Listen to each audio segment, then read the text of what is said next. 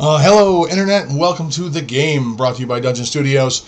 I am your host, grumpy as always, grumpy old man Merwin, joined by my friends and guests, a man who needs no introduction other than to let you know that he likes to put the ozone in the no-no zone. Dr.Pletorius, how you doing today? Man, you are so right about the ozone in the no zone.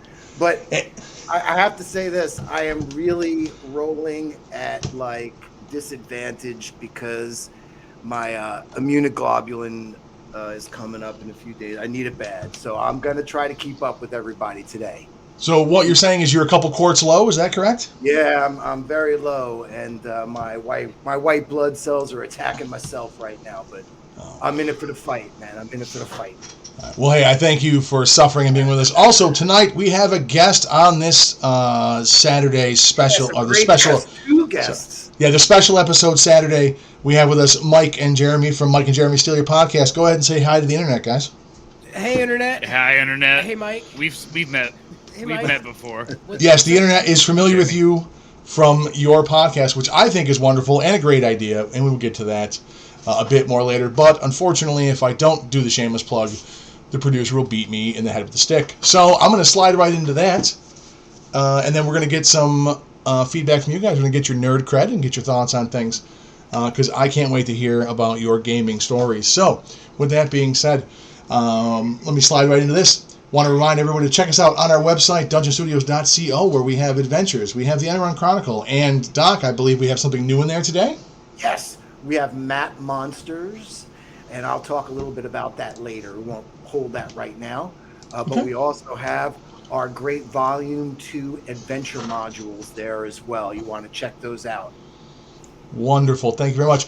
Also, check us out on Patreon. You can support the studio. You can support our show and our creative endeavors. Check us out on our Discord. We have a ton of shit going on. Always looking for new friends, looking for play testers and contributors. And about our current projects. I'll say this, man. It ain't over till it's over, Doc. It's not the size of the dog in the fight. It's the size of my fist in the dog. Wait, that's not right. I don't know why I'm making sports analogies, though, because most of you fucking nerds won't get them. So let's try this another way. The beacons are lit. Dungeon Studios has called for aid. Will you, nerds, answer the call? It is the final day of our day and a half of our Kickstarter. We have like 43 hours left. Yeah, it's Enron Adventures Volume 2. And while we are fully funded, thanks again for that, we have only hit some of our stretch goals, not all of them. And soon, very soon, the age of Volume 2 will come to an end. So give us money, please. No, I think it's cool. I think the stretch goals are cool too, because it's like all the people that contributed get more and more. So the people that put their money down first, you know, if you come in last and boost them up to like the third bonus, it's like cool, and it's like becomes a cool community. You got to get involved. Don't forget to get to Facebook and smash that follow and like button for us too. We need more followers at Facebook. Come on. Yeah, please and thank you. Now, to keep on with the theme of beating up Lord of the Rings references, don't withhold your aid, do not cling to your precious, but instead give it to us filthy hobbitses, because we are hard at work creating shit for you guys to listen to, look at, read, and play with. So, we do have our future projects we talked about last week, Fables from the Forgotten. We are in the early stages of our production. Actually, one of our guests today, Mike, is going to be reading some stuff for us in that, and we look forward. You could never prove it. Well, you do have a distinctive voice, sir, so I think there will be a record of it. But keep an eye on that. Like I said, we hope to be dropping that on YouTube and all of our socials in the near future. So if you're interested in those kind of shows, give us the feedback. And if you want to be part of the creative process, well, check us out on the Discord, join us, and maybe we have a role for you. So other than that, like the doctor said, please like, share, and subscribe. Give us to your friends. Give us a like. Hit that heart on your favorite podcasting platform. And, as always, give us the money because we're poor. With that being said, I'm going to go back to Mike and Jeremy. I did my own show shit out of order because I'm not good at this. I actually was supposed to let you guys talk first before I went to the shameless plug. But we'll do shit backwards. I don't care. So, Mike, I know you a little bit of your story. Doc's heard a bit of your story. Jeremy, we didn't think existed until this morning. I was expecting there to be like a blow-up doll next to you in the studio, but he's a real person, so who fucking knew? I have been referred to as a blow-up doll. Hey, why would you got against blow-up dolls? They have feelings too. Yeah, look at their expressions. I don't. Shocked and odd. I don't have anything against blow-up dolls except my warm, pulsating body. So, I don't care which one of you guys wants to go first, but we want to get your nerd cred on the show. So what me and Doc have done in our since the beginning is we established how we got here, our origin story, if you will, as young nerds to old nerds. And now I pass that to you. Role-playing podcast, an RPG podcast. Tell us about your role-playing history. Jeremy, you go first because mine's way longer. Oh, you think so? Yes. So, when I hear nerd origins, can that be just how I got interested into like sci-fi fantasy? Absolutely, 100%. I want to hear it all. I also would like to let you know that I feel for you because your partner just nerd shamed you. Like your cred wasn't good enough to go to go second. Yeah, he did. My lore knowledge in certain things goes pretty deep. All right. I would say. So where do you start? Where to start? How did it begin? Star Trek, Next Generation. Okay. Very nice. All right. I watched it religiously. I would have the TV on in the morning when I was getting ready for school. How old were you? Can I ask how old you were? Just yeah. I'm At the time, timekeeper. I was probably, I don't know, maybe 11 or 12. All right. Something So, like that. so I'm like 10 years older, dude. I'm hanging out in college with the bongs watching Next Gen. Okay, let's keep going.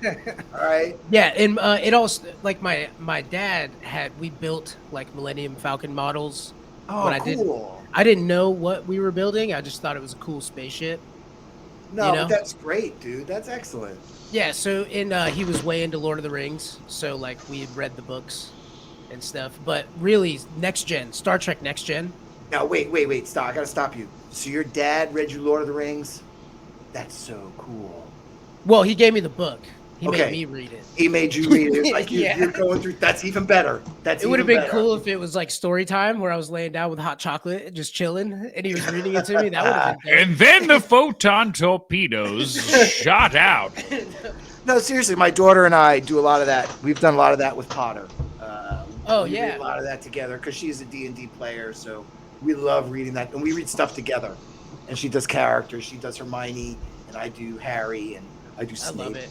So it's cool. All right, go ahead. I'm sorry. Go ahead. Oh, so being in love with Star Trek, eventually I went and watched the original series, and it was all right at the time. I like it more now than I did when I was younger. No, just some of the writing. Some of the writing is so intriguing. You know, the concepts and everything. What do you mean writing from the original series? It was Kirk bangs Green Alien. No. I mean, And that was the end of the show. I mean, some of the concepts they drive right. He banged like one alien once. Picard. That's not how I remember it. Technically, Picard banged more aliens if you count Q. Well, that's because Picard. That's because Picard's the better captain. That hurts my heart too, because when I always thought that, and then as I got older, like, oh no, I can't believe I'm blanking on his name right now. Deep Space Nine. Cisco. Yes, Cisco was. Man, Cisco was dope, dude. All right, Cisco's a great captain, but man, that actor, man, woo-hoo-hoo. That's Avery Brooks, Johnson, man. I think. Yes. Avery Brooks, man, great Brooks. guy. Avery Brooks. Avery Right. Brooks, Yeah. great guy. Met him, was awesome. Jeremy, you Awesome play dude. D&D. Yeah, I played D&D. So when did you break into D&D? So you got your sci-fi was really your Lord of the Rings. So where'd you break into D&D? Well, it was through friends. They were already playing and getting games together. And I Notice how he didn't say it was through Mike. Just want to point that out. He separated Mike. Was and it Jones. taboo? Was it taboo to play? It wasn't me. I didn't get to do it. No, Makes me sad. It wasn't taboo. So my life was in a different place. I had gone out to be a roofer, a traveling roofer. So I was like a gypsy. Okay. For a while after Was high that your school. pirate phase? My pirate phase, yeah. This is when I was a pirate. Okay. All right. Just making sure. And so I was going port to port, fixing roofs, building roofs. And I was like, man, this is no way to live your life after years. And I came back to my hometown, and all my friends were playing D&D together. They're like, oh, Jeremy's back in town. You should come make a character. This is what it's all about. And so I was just trying to hang out with people. Oh yeah, well D&D is definitely a hangout situation. Yeah. Yeah. I called your class the first time you told me this story. I was like, "Were you this?" And you were like, "Yes." Oh, I was a bard. I am a bard. 100%. Of course. All the time. All the time. I had made one character because I was told this was wrong. I made one character, and for years I played. It's the same character. I bring him into everything. That's all I right. perfected this. He's character. never died. So And wait, now, are you a horny bard or are you something different? No, but I play Horny Bard, but I never. It's so. For example, we were in a tavern, and one of our mates was a Minotaur who just was a evil. What is it? Oh fuck, I forget. Lawful evil? No, he was chaotic evil, okay. And he was just opposite of everybody else in the group, so he just started attacking people. So I seduced a barmaid to take him upstairs. If that makes sense. No, that Did makes she sense. change his alignment? Well, no. So it sounds like your D&D character has my real life role of being the expert wingman. See, I have a theory about this. Dudes that go out are like a fighter squadron, right? You have the point guy, your face. That's your attractive friend who pulls in all the attention, right? And then you have like the co-pilot kind of guy. That's your talker. That's the guy that really is going to pull it down because he's got the game to kick. And then everybody else are like your wingmen. They jump on the grenades, right? I was always in a weird spot because I have high quality verbal skills, but I look like horseshit. So if they couldn't see me talk, the chicks were into it. But once they saw me, they ran for the fucking hills. So I was kind of relegated to catching grenades. But every now and again, man, I got to pull the fucking super assist. It was great. So that's what you did. You hooked up the Minotaur. I love it. No, I got him out of there, and then she locked him up and S&M'd him while we continued our quest because he was fucking everything up all the time. And I ended up I convinced the group that it was actually it was a surprise when he got to the bedroom. It wasn't the gender he was expecting. That's even better. I like that too. No, I always ended up being like a leader of men as a bard. Okay. With very low fight skills and very good support. Normally bards have pretty low fight skills. Yeah, it was about support and talking our way through the land, getting us through where Jeremy, we needed to your go. charisma must have been off the fucking That's charts. all I cared about. Yes. Yes. It's like, I rolled a 4. Does an 18 beat it? Did you play a while, Jeremy, or just for a short time, or? So, it was kind of off and on. We played for a few months at a time, and then I'm also pretty charismatic in real life, and I was a young man. Yeah. And I was a very handsome young man when I was 20. What do you mean was? And you play D&D and were attractive. This sounds like a far-fetched tale. You definitely are a bard. Keep going. I want to hear this one. Keep going. Come on. Well, so I ended up systematically. We actually had a lot of attractive women playing with us, and I kind of systematically worked my way around the group. Nice. At one point, my DM told me that he liked one of the. Your DM slid into your DMs. Well, he told me, he said, Jeremy, if you sleep with her, I'm gonna kill off Helvet Metalli, and you can't come back with that character. And I was like, but we're definitely gonna hook up. Like, what are you talking about? And we did. She gave me the winky eyes. She did. She just came over and she was like, "What's up, Helvetin?" Oof. I'm jealous, man. When we played, we were all men. So and I'm thankful at college we actually had a mixed group. And there were some people that dated at the table, but we never swapped or anything. So, go ahead. That might take you out of nerd tread. Actually, to be honest, that may be taking your nerd tread down. No, that makes you you king of the nerds. That's right. Okay. My D&D group looked like the Gothic Mall kids. They were all nice. Gothic Mall kids. All right. Now, are we talking like heroin chic era, like skinny? Strung out looking, or like the Crow era where it's all face paint and chunky boots? Suicide Girls, Doc Martens. Yep, Doc Martens. I was thinking Doc Martens. Yep. Big boots. I explained to Mike the other day one of my unfortunate downfalls, things I like that I shouldn't, and I believe your friend group would have fit right in with that. Yeah, they liked hanging out at the mall. Now, where was this? Where did you grow up? I grew up in Central Florida. Yeah. Okay. Hey, do you know your state's horror movie? Ooh. Lake Placid? No. It's in New York. Yeah. Really? Lake Placid's in New York? Placid's yes. Got an alligator in it. Got a big alligator in it. That's where we have those. All right. Well, you guys don't know your state movie. Okay, your state horror movie. That's interesting. I would love to know. Told you, Jeremy. I told you about this. I love horror movies. Yeah, I know. I don't claim. All right. Well, we can get back to. Okay, let's go back to the nerd tread. I can hold it. I got it. All right. Well, hey, let's shift on over. So, Mike. Okay, I just want to keep They guessing. want to guess. They want to guess. Oh yeah, no, go ahead. They're gonna guess now. Well, it definitely wasn't Texas Chainsaw Massacre. No. That would make No, sense. definitely not. Definitely not. It's not Mothman.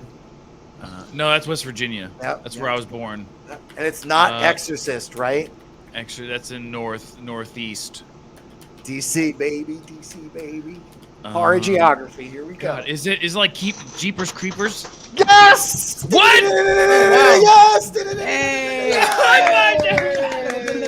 Give him a point of inspiration. Boom.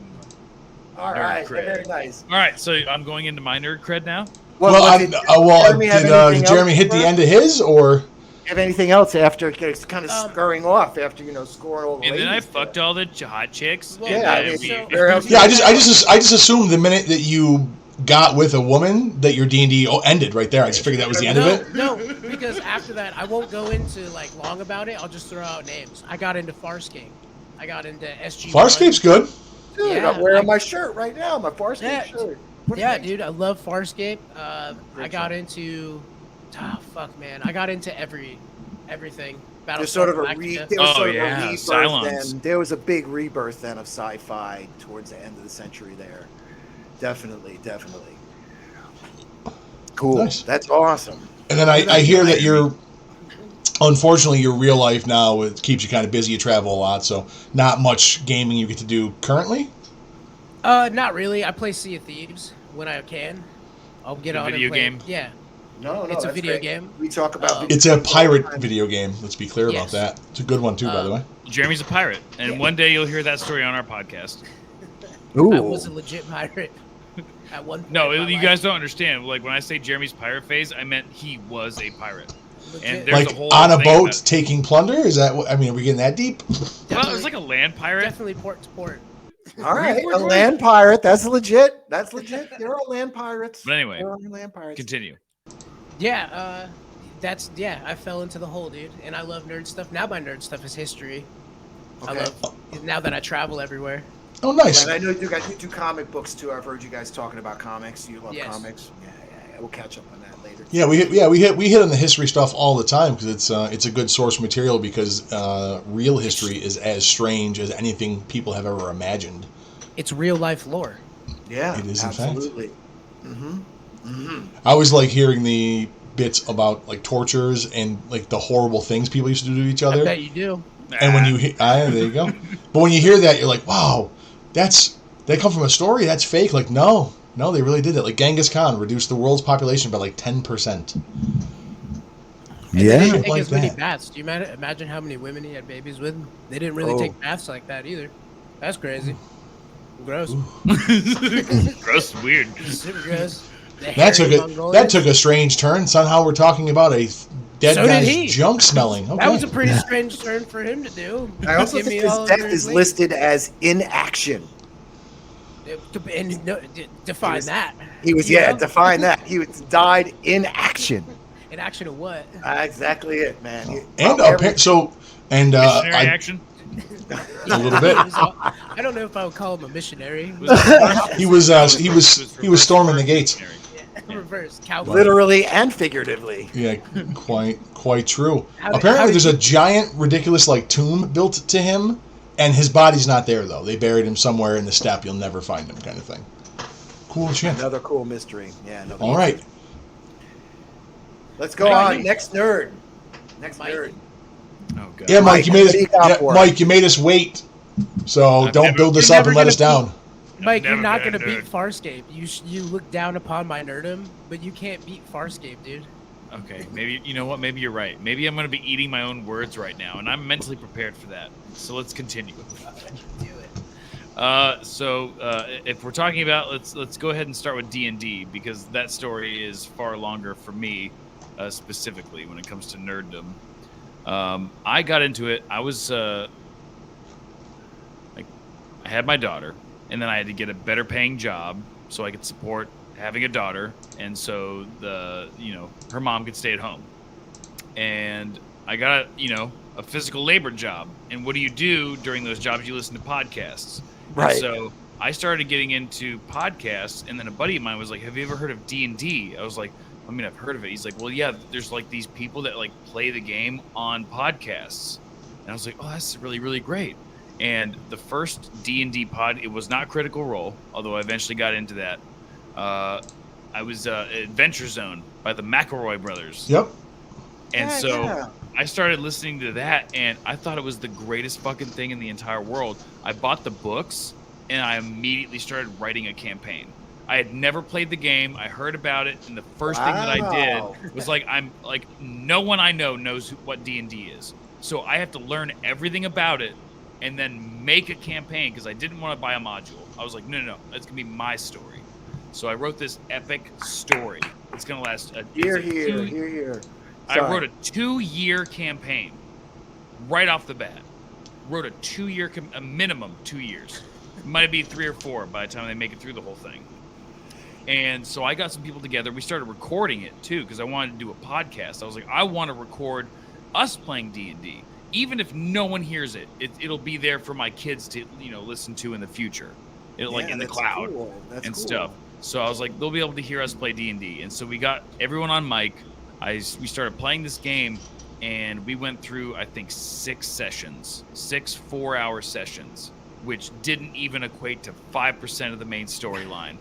And that took 7 months, and they didn't make it through 5% of what I had written at that point. And then one of my players got pregnant. My at the time sister-in-law, or forever sister-in-law. She says she'll always be my sister-in-law. But she had a baby, and so we took a break, and now, she's old enough now, we could probably pick it up again, and I really want to do that really, really, really bad. But that's awesome. I've never been able to play. I've never played, and I have a dream character that I worked out. He's actually an NPC. I loved him so much in my campaign. He's an NPC, and he actually is one of the NPCs that like really kind of guides the group and keeps everybody on track. And he's like that guy who will, everyone's trying to figure out what to do, and then Goddard comes in. He's like, right, the trial's going on. You should probably make your way over there. You're going in and he talks like Batman. Now wait, I gotta ask you a question. You said definitely talks like Batman. You said you wrote your campaign before D&D, before you ever played D&D. So what rule set did you put to your game? It was 5e. It was 5e. It was the only reference point I had was 5e. So all the research that I did and all of my mechanics and everything was built on current 5e, which, as I'm getting more and more into the actual culture, it's like, well, there's some better ways to do things. No, because I was gonna say, I feel like you cracked it in the beginning. It was like you wrote this campaign that didn't have a rule set. It was like you have a fantasy world. And, Gygax said the one thing, don't never tell the GMs they don't need rules. And, we talk about this on the show all the time. It's about creativity and being creative and, creating something special with you and your friends and the social time like Jeremy was talking about. Yeah. Jeremy got some extra special social time. But anyway. We all remain friends today, by the way. It wasn't like a dirty thing. No, that's great. No, the same thing with our tables. Absolutely. That's cool. But I wrote one dungeon that I was more proud of than anything that I've ever done in my entire life. And why was that? Tell me about this. Because it was, it's like one of those things that I was like, this is a great idea. Like you have that moment where you're like, I've never heard anyone do this. I'm going to make this thing and I'm going to roll with it and I'm going to like really flesh it out. And so the whole dungeon was actually not only a dungeon, but almost like a small town. So the entirety takes place in what's called the Labyrinth Tree, which is this 500-foot giant tree that's sentient, and it makes a migration towards the grasslands in the spring and the summertime, and heads up to the mountains in the wintertime.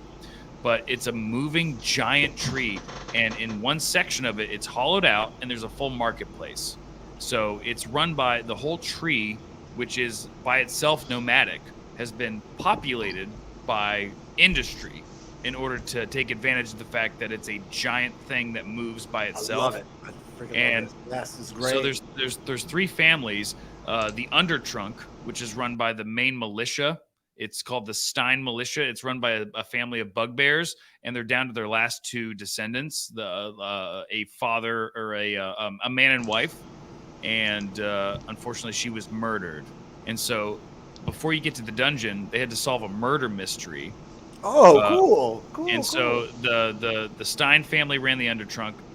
Amber Industries ran. Wait, hold up. You have a bugbear family, and then the Stein family. Yes, did you get there? His name was Baron, by the way. His first name was Baron. Don't you mean the Stein family? Well, people say Stain, but I'm all part of the You have been captured by the Mandela effect. That's what's going on here. Mandela effect. It's the Baron Stain. Yep. I like it though. I like the reference. Keep going. Yeah. This also goes along with. You're the only person that ever caught that. My players never even caught that. Do you realize that? We talk about secret naming all the time here. So Merwin's the king. Three of my town names are anagrams. Three of the towns that I wrote were anagrams. Oh really? All right, hit me up. Wait. I want to see if I can guess these. Give me them. Yeah. Okay. Bats.in. Bats.in. Bats.in. Brewery and Trade Company. That the second part is not part of it, but bats.in. INN. Is that bastard? No. Okay. Bandits did it. That's the fucking answer to the. I didn't have the in there. I was just doing the first two words. God, that's good. Okay, I like it. Bandits did it, and so when they go into that storyline where they have to go to the Bats.in Brewery and Trade Company, there's this whole mystery about like what did it, and it was bandits, and they eventually had to figure it out. But then the answer was written in an anagram in the city. That's fucking awesome. I'm gonna finish off the labyrinth tree. Yeah, please. So, there was the upper family was the Sol family, SOL, and they ran the upper echelon, the branches. So there's a series of interconnected bridges that connected all these buildings, and the main inn for the tree was the roost, and that was in the top canopy of the tree. And so the xylem and the phloem of the tree acted as elevators for the giant tree. Nice. So it was like a bunch of water would push up, and then like a bunch of energy would push you down. Yeah. Or you could get in the bubble level. Get in the bubble. Split shit. But anyway, so they that's phenomenal. Families. This is kind of Farscape, Jeremy, right? The living ship, right? The living ship. And the reason it was called the labyrinth tree, because the giant root system of the tree, which was hollowed out, acted as a ever-moving, ever-changing labyrinth that you could walk through. And so since all the roots are moving and shifting through the dirt and sand and bedrock in order to move the giant tree, these tunnels just constantly move until you get to the tap root of the tree. And so I actually introduced my big bad guy that they're going to have to deal with at the end of the campaign, at the beginning of the campaign. Immediately, I was like, this is the dude. So he immediately stopped everybody, and in the center of the tap root of the tap tree, there was a golden crown that whoever had planted the seed for the labyrinth tree planted it around this ancient crown. So this tree is 10,000 years old. And so they were drawn to the energy. Someone gave them a bead on this beacon. It was coming from the tree. They didn't know what it was. They make it through the dungeon, which was the entirety of the root system of the labyrinth tree. Fungus spores, fucking mimics, fucking everything. All this shit going through. Animals would make their homes there, so they had to fight a lot of shit in order to get to the taproot. And then the big bad guy froze everyone. Everyone failed their saving throw. He's a level 20 a warlock, so he just stops everybody. And there's three bad guys. One's called the Broom, which is this smoky outline of a humanoid figure, and he's called the Broom, Brume. But as he coasts across battlefields, he picks up dead bodies and just absorbs them. So it's a double meaning for Broom. Oh, very cool. Right. And then there was him, and then there was the Revenant, who had they brought this dude down into the dungeon. His name was Gary. I was gonna say reverence always gets messy. And they always Gary. So what happened was just jack some normal guy. I knew there was a Revenant in the story that was going to be making their way also to the taproot, and so when they brought Gary down and he failed his saving throw as an NPC and then he died, the Revenant picked him up because he was the most recently dead human, and so the guy that they killed is the villain that they have to fight at the end of the campaign. All right, that's my story. That shit is fucking brilliant, by the way. That's good. Yeah, I was gonna say. So Josh, our engineer Josh is our CEO. He's listening. I know you're a voice actor for Dungeon Studios. That might have been a good writer tryout right there, Josh, right? So that's pretty good stuff, They man. gave that shit away. Yeah, no, dude, normally when you hear well, it's my first campaign I wrote, normally they're like fucking dog shit, or they're real weird or real niche, like things you're into. That is the best first one I think I've ever heard of. 5 stars. Yeah, good, Really? You good think it was a great on. story? Yes. Great. Fucking The awesome. murder, I didn't even go into the murder mystery. The murder mystery was fun as fuck. No, the fact that you even put that in there as part of it, you already have all this exploration and these different areas and baddies, and then there's a murder mystery on top. That's what we're talking about. Now let me ask you though, was it that detailed from the inception? Like, did you have the whole idea in your head?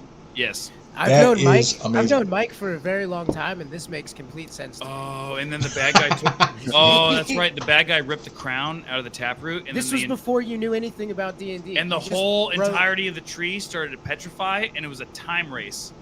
Can I ask a question? As you put this together, were you familiar with Lord of the Rings when you put this together at all? I read it as a child, but I did not draw. I didn't draw anything from Lord of the Rings. You didn't draw from that because the trees are bigger. Did you ever read any Discworld? No. Okay. No, I'm just wondering where you came the idea of the concept of this mega tree with these mega worlds Ocarina of Time and moving. Where'd you come up with that? Oh, yeah. I came up with that because me personally, I have been inspired a lot by trees in general. Like I've made a lot of drawings of trees. I think that there's a lot of things that we can.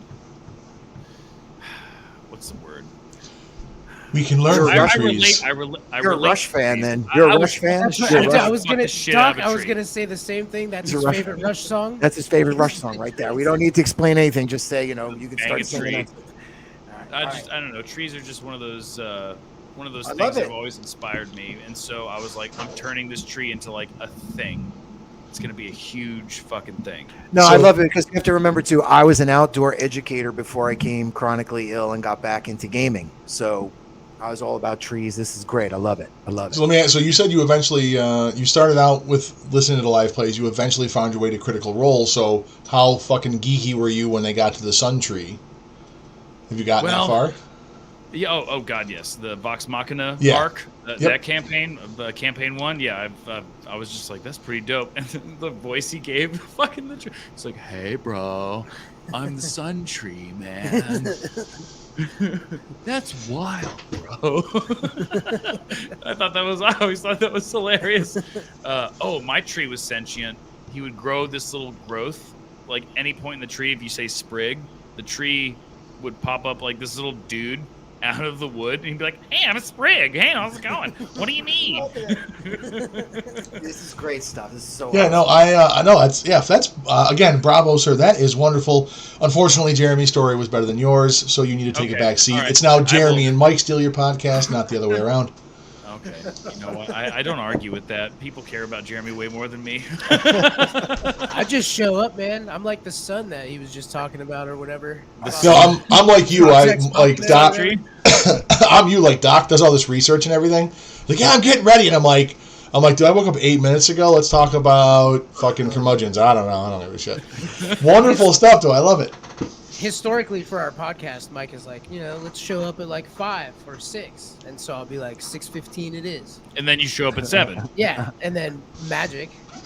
So I do. I'll tell you something, guys. I do have a long-standing rule about gaming that no game that starts on time ever goes well. My one last night, I think, kind of went the same way. So I appreciate you guys employing that method with our podcast today, as you set us up early and then showed up late. Thank you very much. You gotta always keep them guessing. We had panels. The panels came in for the studio, and they did not have an adhesive backing like we thought they would. So we had to go out and buy 2-sided tape, and then take that tape and put them on all of the panels. So you didn't have that tape in your equipment list already? No. We do this. This just happens. This is all organically happening. Yeah, all the time. Like, constantly. We just thought that shit would work itself out. And speaking of shit, let's move on to the shit that I forgot from last week. So, really quick to everybody, I just want to wrap up some outstanding things from the prior show. First thing, I forgot that math was boring as hell, and nobody but me gives a shit about that. So, It was not as enjoyable a topic as I had wanted it to be. I forgot to write a good topic, mostly because of Mike and Jeremy. I was going to talk about a bunch of specific shit. I was a math teacher, and I just held back. I let you go crazy. Yeah, but no, half my topic list I had to cut because we were going to talk about it on this show, so I was scrambling, and it sucked. But I do have a point that I wanted to make about this, and it came up in the show a little bit, that mechanics of the game do play a role in the storytelling. The reason you roll dice is because you can't just always win or always lose, right? So having the game be enjoyable, rewarding people for their choices, and creating that drama are all elements that are enhanced or can be ruined by the mechanics. So if your mechanics suck, you will ruin everybody's good time. So here's looking at you. I'm going to bitch at somebody different for once. Here's looking at you, Catalyst Games. Your Shadowrun system sucks dick. Please fix that. I love the setting, but your rules are fucking horrible. And that's the shit that I forgot from last week. Doc, you got anything? No. Okay. I really didn't forget too much from last week. Yeah.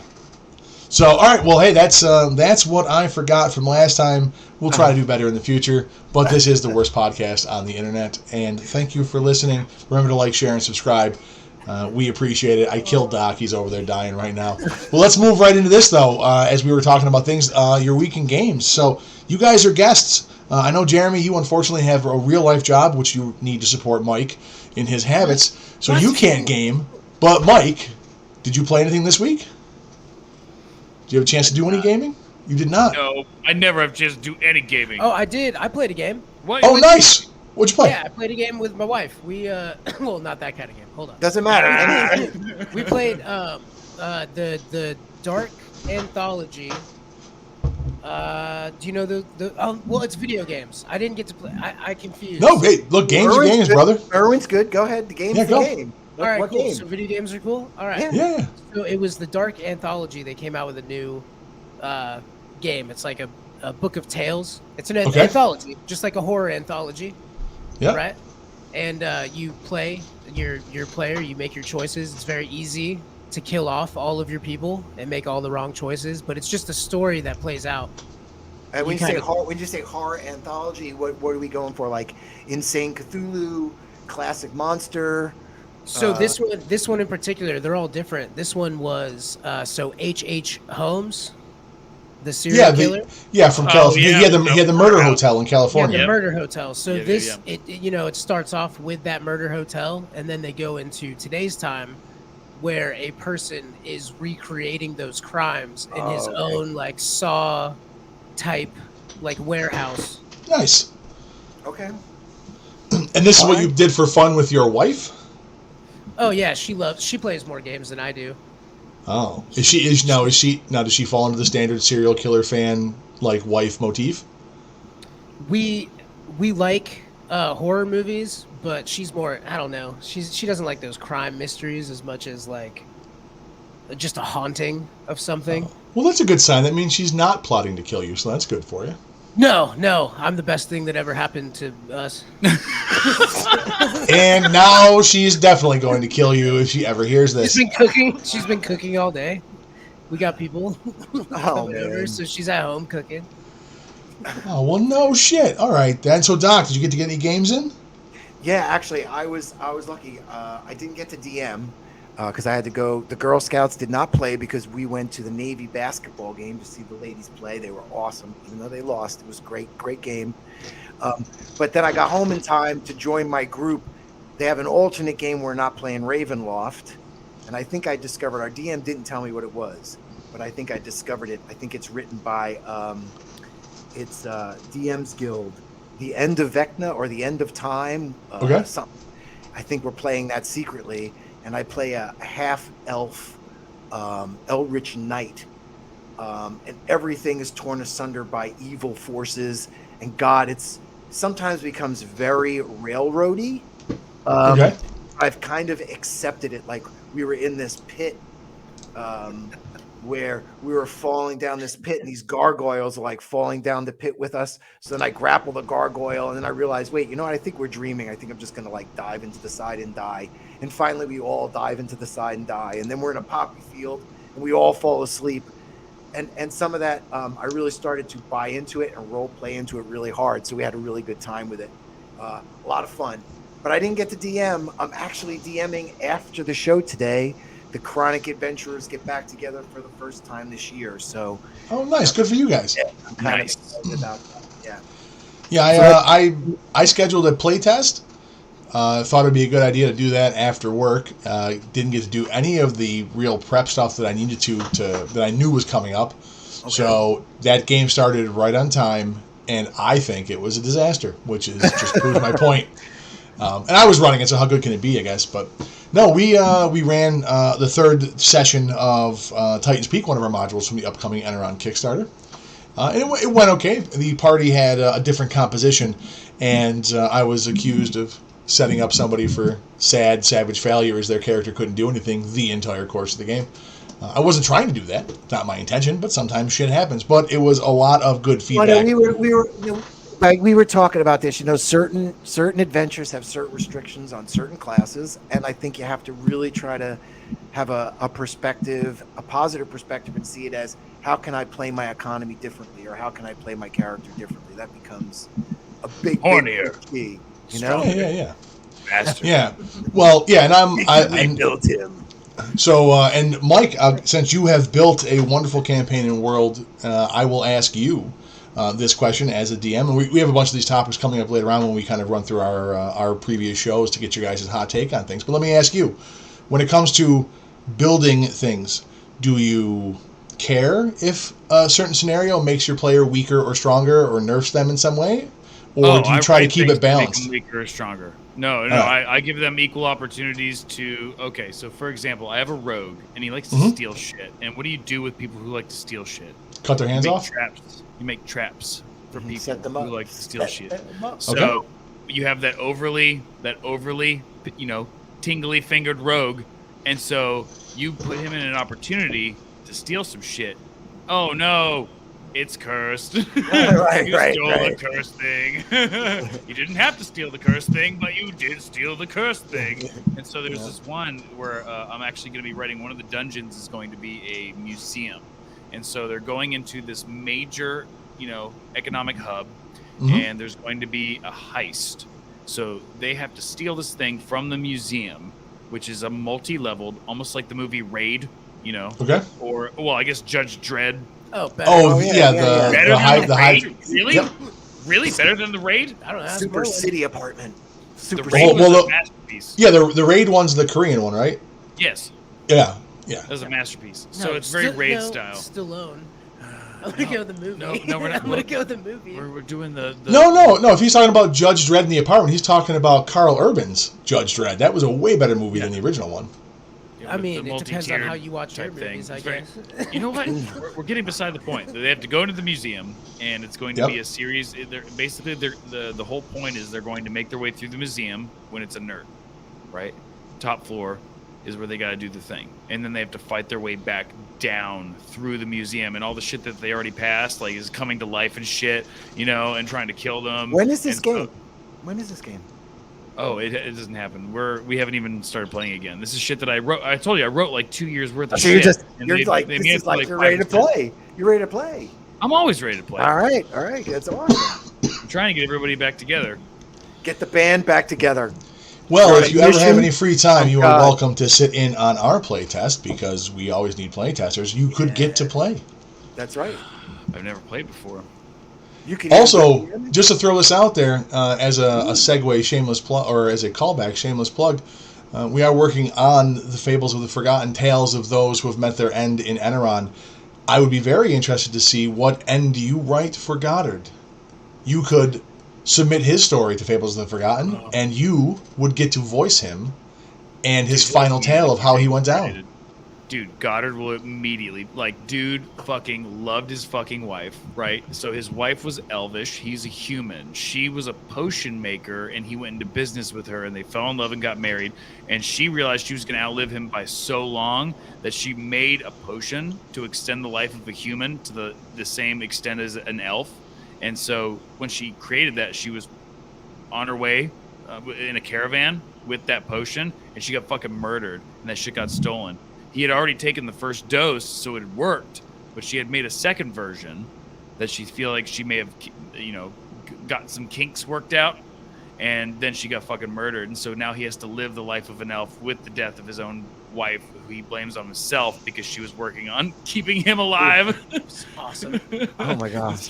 So he spends the entire time in turmoil, and he's a barbarian, so he's so angry all the time, and like he's like lawful good. So if he sees something goes down that doesn't like jive with him, he fucking acts as a barbarian. It was such a dope character. That sounds great. No, that shit is phenomenal. So, no, I said you could potentially do that for Fables of the Forgotten. And I'm telling you right now, he's gonna die because he's gonna be like banishing like a fucking god or something like that. Like, Well, don't spoil it. Write the story, and maybe it makes the cut. All right, I'll write it. No, like I said, man, we're always looking for play testers for stuff. Love to get you guys, get you involved. It's a great chance for you forever DM types to get to play. So, Yeah, that's really how I ended up here, being a forever DM. I came. Oh, into sure. play. That's Okay. really what it's about, and it's enjoyable when you're a DM play testing. You can really give good feedback. You understand mechanics, how things work. I've really seen that in Merwin's test, just like sitting back and observing. We have a lot of people that know rules and how to push things and test things out. So it's been great. So please. Yeah, one of the big developments was this group decided to be a bunch of cheaty bastards and protect themselves against poison, which nerfs like half of the danger that's underlying in the module, right? So, so I was discussing it at the end of one of the sessions, and they said, well, you could switch up some of the features to a different damage type, necrotic damage, rotting flesh, and whatnot. I'm like, son of a bitch! I never would have thought of that. It was fucking amazing, and it's all because of those play tests. So when it comes to things rotting off your body, the best thing you can do is take a visit to the doctor's office, and I think that's what we're about to do. Doc, what do you got for us this week? Great lead-in. Nice. We actually have. Your hands are too cold. Oh, Doc, no. But I already coughed. Well, Jeremy, actually, this is sort of a lead-in for you because in previous shows we've talked about the tarot cards, and Mike and I were in the Discord discussing stuff, and we were talking about tarot, and he said that you actually had a tarot reading. So I was kind of intrigued if you could share that story with us, and then I have another visit to the doctor's office after that, but I really was intrigued to hear about your... you join me in the doctor's office. Don't touch that. And that's my favorite thing to do in the doctor's all office. the time. And that's why it's falling off. And tell us your tale of the tarot. Well, so we were doing a Halloween episode. If you go to Spooktoberween. Yeah, if you go to MajizzyPod, shameless plug. If you go to MajizzyPod.com. Shameless, Jeremy. Shameless plug. That's Wait, right. did you say the Jizzy Pod? Is that what you just said? MajizzyPod. Majizzies.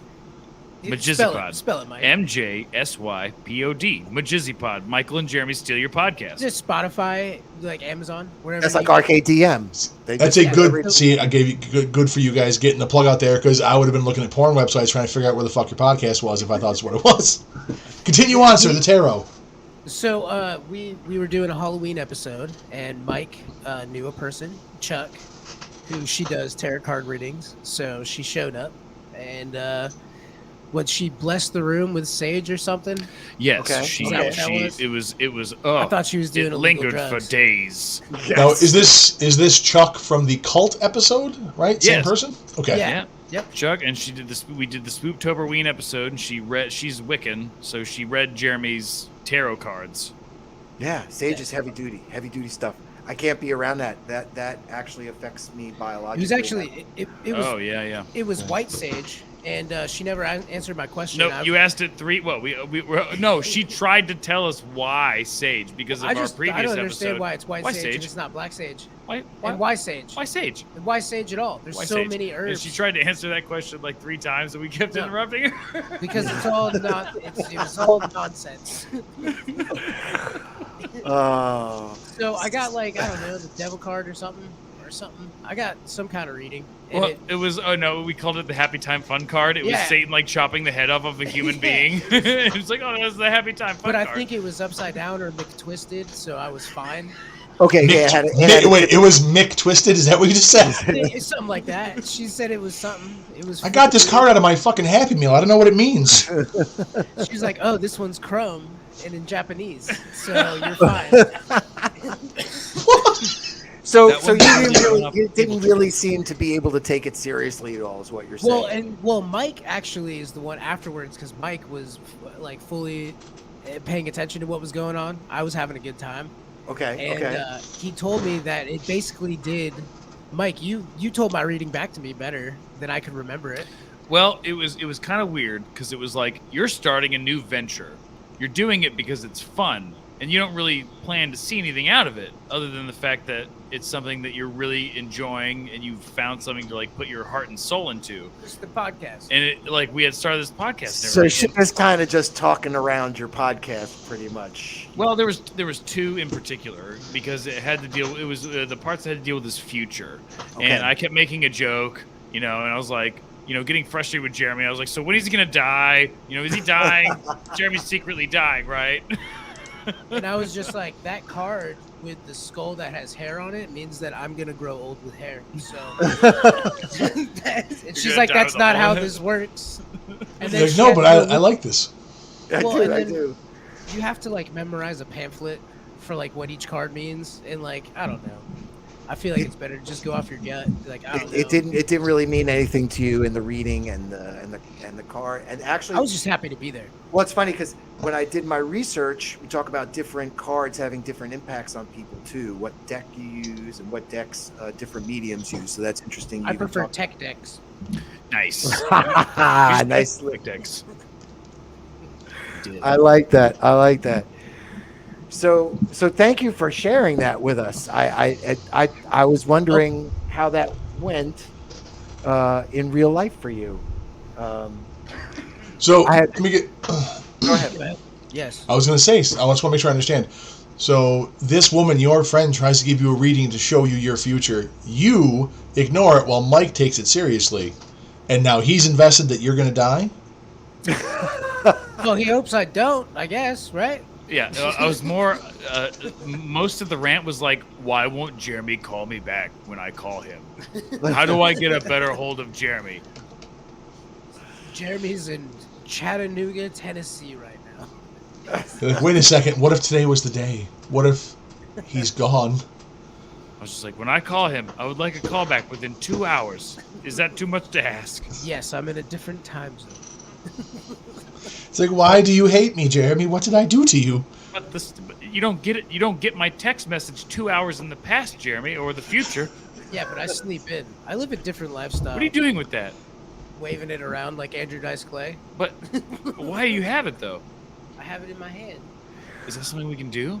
What are you two Oh doing? God, they're about to steal our Nothing. podcast again. This time they're gonna have to roll. They're gonna have to roll to steal it this time. They're not just. Well, giving it I away. have a theory from what I see. I think they're rolling something, but it's not dice. All right. So let's. Well, it's definitely natural. Yeah, it's very natural. All right, so let me. Oh, well, that makes it all better. Just let the me way ask you- God intended. Let me ask you guys this question: if I said "there be monsters," would you know what I'm referring to? If I said "there be monsters," There be monsters. Oh, I do know that one. Wait. I, Is it what would I be movie? referring to? I don't. I get that reference. Okay, I- let's see if they know. It's in my brain. It's in. There be monsters. Yeah, I'm very disappointed that the pirate of the group doesn't get this. Yes, I would agree. Jaws. I'll Go give ahead, you a bro. hint. I'll give you a hint. Jaws, right? It's Jaws. Barbosa. Well, Oh, it's- Pirates of the they're Caribbean. Pirates of the Caribbean. Well, actually, when you hear "there be monsters," that phrase was first actually used by real pirates, because the cartographers, right? They would come back and tell tales of these strange creatures they would see in the ocean. This would be 1527, around there, whatever. And the great cartographer Olus Magnus created the Carta Marina. And it's usually the one you guys, most people recognize some of those map monsters, seeing them right away. So I wanted to bring this out in Magical Q&A, because guess what? Guess what, guys? What? I just statted all those monsters. Oh, the classic map monsters? Yep, You I got them statted all. them? Yep, I got them all. They're a classic map monsters, 25 sea monsters. Check them out. Dungeonstudios.co. It's Wow. totally cool, man. Public domain. Come and get them. I just thought I've been spending a long time writing with Dungeon Studios, and Josh was gracious enough to let me share this little experiment I've been building on the side from a magical Q&A site. Well, So- thanks, Josh. Thank Yeah, you, Josh. Thanks, Josh. One of And them Doc. is named Gary. Is it Pakistani? Which one? Gary? So again, No, that was you want Pakistani Gray. and then usually Merwin says how you can add this into your campaign, and I say just get it. You can add it right into your campaign. Yeah, How well, about what that, Doc- Merwin? So Doc is very excited. If you guys could see his video feed, he looks like he's about to explode out of his chair like a rocket launching from Florida. Can't sit still, but good for him. No, on our website, dungeonstudios.co, you can pick up for the low price currently of $2, which is easily enough money you can steal from your grandmother, to buy this book, 25 Monsters, off of these maps. I looked at it earlier today. A lot of them are neat. It's got the original kind of map art on them. But this is one of the things that we have on our website, Shit for Sale, Adventures, the Enron Chronicle, which is free, but Don't Doc's forget to product is get on your there. wife's PayPal code before you get on. Thank right? you very much. Anyways, though, yeah, That's all Doc, we got from the- that's Doc all we forced got. his own little shameless plug in there to sell his own shit during the podcast. That's right. I had to put it in there today. That is the kind of dirty self-serving activity that I can really get behind and I appreciate. So with that, as far as how you can use it in your game, well, that's simple. They're monsters. That's pretty easy. So there's not really a reach right there. Yeah, it's something just to have a lot of fun with. I thought it'd be fun to do.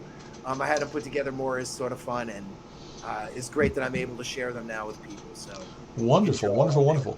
All right, well, hey, for listening to us, thank you. That's our trip to the doctor's office this week. I just want to go through and remind everyone to like, share, and still subscribe. hurts. It's so expensive. I don't understand. They don't take my health care. I just don't want to go into debt just because I needed my gallbladder removed. I'm here to look at my eyes. He squeezed my balls. What's going on? guys, I have the ozone right here. Here I come with the catheter. Here I come. Okay, just be Yeah, generous. you don't want to go where that thing goes. Well, Well, you you all know- are a crazy bunch of sorts, and I really appreciate it. But for those of you listening to us and our podcast, we appreciate it. We thank you. So remember to like, share, and subscribe. Share it out to your friends. Give it to people. Get them to listen. It supports us. It supports the studio. Check out our Patreon. Check out our Facebook page. Check out our Discord. We thank you for being here. And we thank Mike and Jeremy for being here as Yeah, well. thank you, And guys. Thank you. Yeah, we're just let's doing move recon. in. I know. I like it, though. I want to move into our main topics, though. So we are 12 shows deep. That's 11 and a half more than I thought we'd get through. I personally don't consider myself to be very entertaining, but you guys have all told me that it's a wonderful show, and we appreciate you lying to us. But I wanted to hit up some of our topics so that when you do steal our podcast, you can cover the shit that we did. And I'm curious about your takes on a lot of this stuff. Why do So you want us to steal your podcast? It's not fun if you just let us have it. We gotta take it from you. Like that's the Oh. whole This is point. weird, You Mike. need- I don't understand You what's can't going just on, forfeit dude. your podcast. You take all the fun out I feel of like it. it's a trick. You don't want us to steal it. You see I what don't happened? get off unless we steal it. I You know. don't it's understand. a bit of that reverse psychology. Okay, well, don't Big worry, guys. Stockholm I want When you right guys now. to be upset that we're stealing your podcast. no, I'm not going to be upset that you stole it. I'm going to be upset when you do it better than we do it. That's And what then I'm I'll be looking pissed. for. Yeah, exactly. I'll tell you, we'll do it. We'll do it in an hour. That's better than Yeah, us. yeah. I guarantee We- we'll do it in an hour. Oh God, we talk a lot. You guys are killing me. Well, let me get through this. I wanted to go through some of these because I'm curious what you guys think about some of these topics, and then we'll move into a little story that I have before we go into a quick break, and then come back with the second half where we're going to get into some of your guys' endeavors and give you a chance to shamelessly plug yourself even more. But I'm going to run through this. We already met the geeks. That was our first show. We talked about systems. We talked about home brewing. Mike, you have an amazing home brew setup going right there. I really respect that. Let's ask him about that. In a lot of our shows, we talk about cultural implications, Well, like between different species and stuff. We're going to get right? there. You're skipping ahead on me, buddy. That's all right. Fuck That's all Eric right. Cochran. Skipping I is- would never, I would I wanna- never accept an Eric Cochran into my campaign. I I want also to know- love skipping. Skipping is great. Don't skip Ah. shame. Ah. It's joyful. No, I wanted to know how he feels like they talk about pirates and slavery and stuff. How do you feel? Do you have anything like that in your campaign, Mike? A slave race? Yeah, anything like that in your campaign? Okay, just wondering. Just No, I haven't thought about that. Mike, Well- Mike I don't only- want to enslave people, even in my imagination. okay. Okay. That's great to know. All right. Well, that's what I was.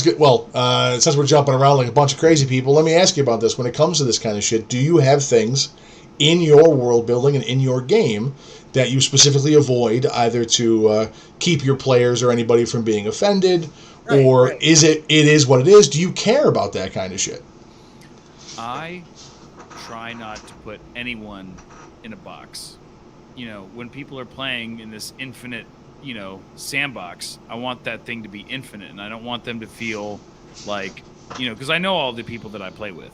So if I know someone's not going to say something so, you know, ridiculous if I prompted it, and if I put them in a funny situation, is what I would call it, then they would get the joke. We understand humor. Yes, humor. That's well, again, I think it's knowing your group. I think you said it right there at the start. Knowing humor your group and knowing humor. Yeah, you all get the same thing at the table. That makes sense. Okay, no, that's good. Now, with like you said, you described your homebrew setting beautifully, and you did that before you knew the rules. So let me ask you: do you have homebrewed rules and shit that you just made up or changed? What's your favorite one? I like to apply nat 20 rolls on things besides like combat or you know saving, basically anything that they got to beat on a number, like other than obviously armor class. Regardless, nat 20 beats any armor class. These are like skill checks and stuff. A nat 20 means I like to give my players a little bit more flavor on the story if they roll a really good persuasion check. All right. You know what I mean? Well, then I need you. Then here's what we're gonna do. We're gonna do a little role play right here in the middle. You're playing, it's your game, you're in the tree, you have a gigantic dragon appear to eat the party, and Jeremy's bard says, I'm going to seduce it. He rolls a natural 20. What do you describe? Okay, so at that point, I would consider something like... What's up, dragon? What's going on? You just like your scales. Was that a natural 20 you just rolled? You have beautiful eyes. I don't know if anyone's ever told you that. It probably just ran away and screamed, because you're a queen. Jeremy. Queen. Oh, you're a king, dragon. What's up, dude? No. I see you hanging. Oh, you know what? I have treasure over here. I like treasure. Yeah, that's what I'm trying to get. I got treasure too. If you help me kill the rest of your party, I will give you. What, these guys?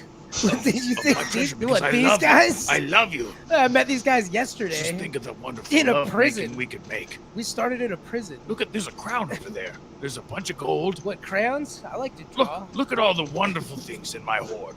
Would you care for one of them? Just help me kill the rest of your friends, Yeah. and then you could, because we're gonna bone later. Listen, dragon, who's seducing who? You seduced me, What's so going now on? I'm reacting as I would as someone who seduced me. Well, how about this? How about I killed him somewhere? Did you see that fighter? She's very smelly. I don't want to fuck her. I want to fuck you. Well, I'll tell you what. There's a reason why she's smelly. Did we do it? That is wonderful. Thank you very much. I'm now much more disturbed than I was 37 seconds ago. I love it. Good stuff. So hey, let's get going through some of these little highlights here. So do you guys have the luxury of playing in person, or do you have to play online? In person, I've never done. This is the first online thing I've ever done in my life. Okay. Now, do you think that you would integrate technology? Like, do you use a tablet? Do you use websites, or is it all pen and paper? Yeah, it's mostly like really vibrative fleshlights that we use for all of our. What about the ones that implant the eggs in you? I do want to use. I want to talk to more people. I love talking with people. I love meeting new people. Jeremy loves talking to fucking people in general. It doesn't matter. Jeremy will talk to anyone. I've probably talked to more homeless people for long, drawn-out conversations than you've seen in your life. It's my favorite thing to do. Jeremy loves talking to people. That's his favorite thing. And I like doing the same. And so as our podcast progresses and we start meeting more shows. Like you guys. Yeah. You didn't have a say. We're stealing your podcast. There's nothing you can say or do about it. It's Stockholm and you're really syndrome. upset. But, I want to do that. I want to steal more people's podcasts against their will, and then have a community of like-minded, creative people who all are looking for the same thing, to enjoy this fun joke with us. You know what I mean? And you guys got the fucking joke, which I love. Yeah, I like it. All right. Yeah, thank you very much. Well, let's see. Wait. You rolled a 20, so that's why you stole the podcast right away. I mean, you must have rolled a 20. So. You wouldn't lie about that. The dice might have fallen off the table. Hey, Jeremy, hand me the die again. Yeah. Hand me the die. I'll roll. I'll roll again. Another fucking Looks like natural a 20 to me. All right. Unbelievable. That's why I hate playing with people online. Well, I was Fucking gonna cheaters. say online you have to see everyone's dice. Can I ask you guys a question? Yeah, Sure. fire away. Yeah, go ahead. Hey, so 3.5 or 5? We won't even talk about 4. Oh, yeah, well, 4 does. Yeah, 4 is an abomination, so. I'm not specifically know your question, but I You know play. what I'm There's talking about, people Doc. earlier than that. Come on, like Doc. Doc's No, probably no, gonna go because- with 2, bro. No, well, I was gonna say I'm an original 1, 2, and I came back to 5. So I've been playing 5. So did you skip 3, 5?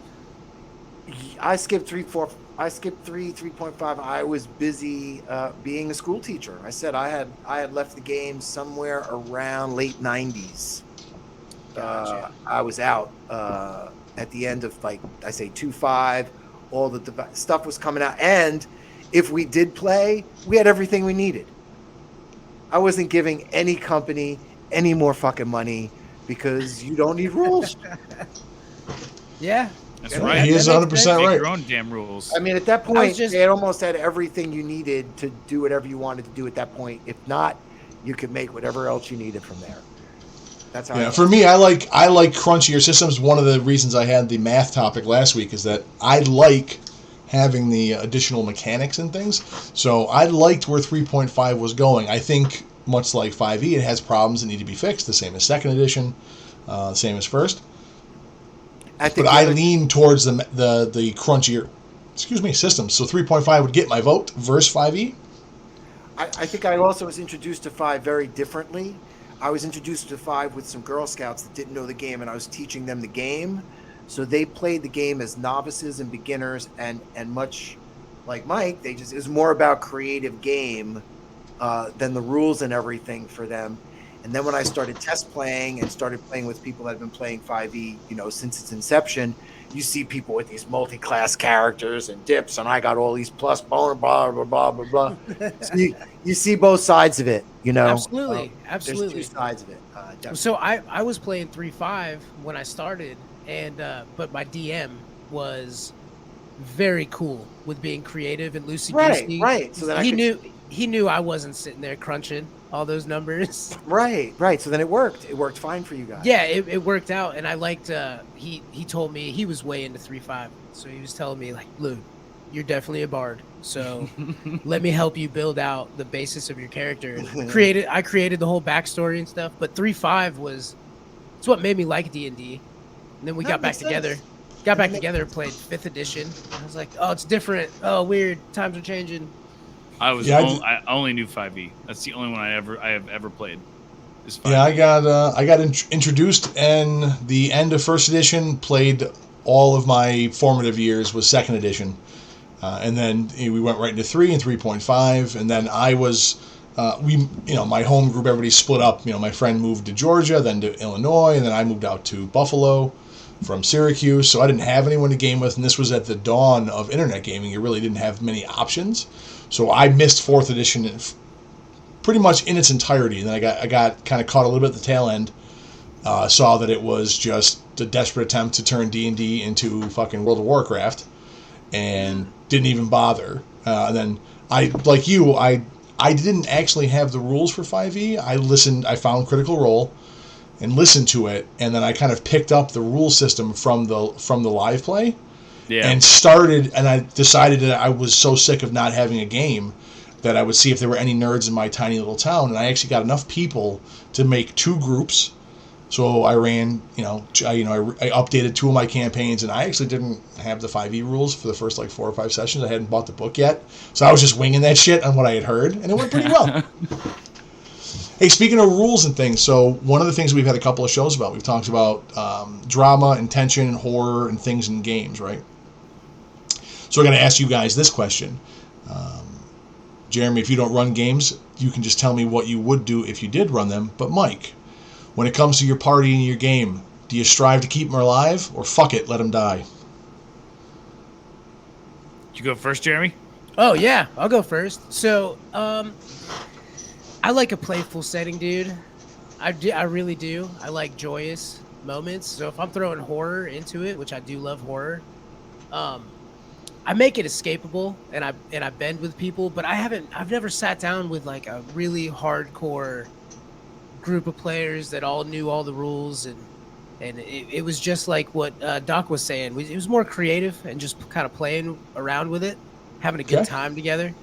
Nice. So I think I would probably not just go out of my way to try and kill off people. Just like, hey, this stage that I've written, someone has to die for the next. Well, I'm not saying you have to kill them, but I'm saying if it's going to happen, do you let it happen?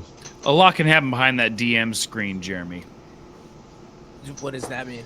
It means we cheat. You guys get It your own means that streams? DMs cheat. Yes, 100%. All right, I'll give you an example. So I have a thief go up to a chest, a treasure chest, and he goes to pick it. He's being all stealthy, going to pick it, and it's a mimic, and the mimic wallops him, swallows him whole. He's dead.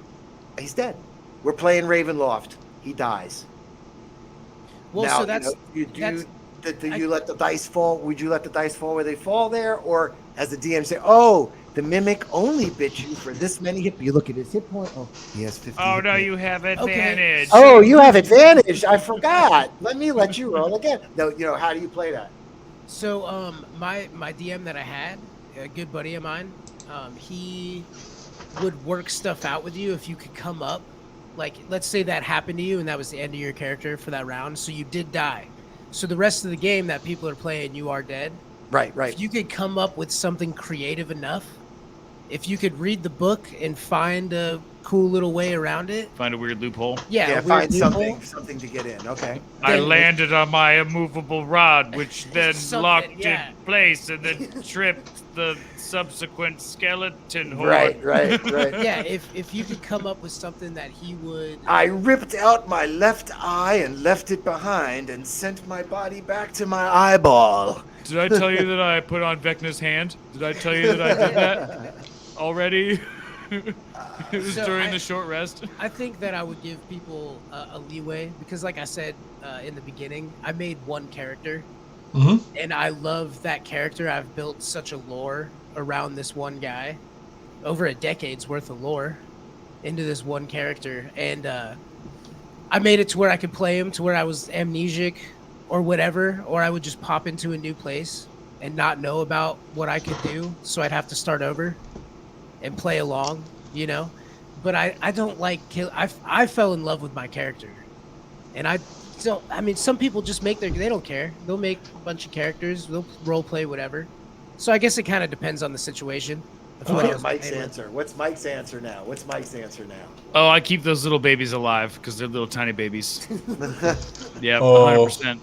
I keep them alive because I put more work into writing a campaign that I want to see the story continue on Okay, I can see more that. than the fact that they aren't willing to learn the game well enough to do it. You know what I mean? Okay, no, makes sense. So unfortunately, I'm playing with a bunch of people that do want to play, but I have a sorcerer that doesn't remember how to keep track of spell slots and fucking like what he can do and how many spells he knows and all these things and getting his spells done.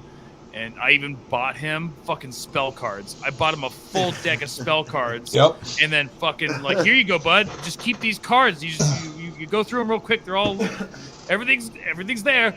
And so he could just pick cards. And I tried to make that easier for him. And it's just I'm like, well, you didn't do. You didn't do your homework. You didn't do your homework. Always use fog cloud. Why do you always use fucking fog cloud? No one can see shit. Everyone has disadvantage. Fuck you, Bo. Fuck you. Always using fog cloud.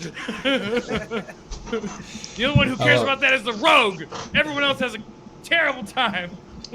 So what I'm hearing is that you all are soft. You need to feast upon the tears of the players. Very Let soft. them suffer.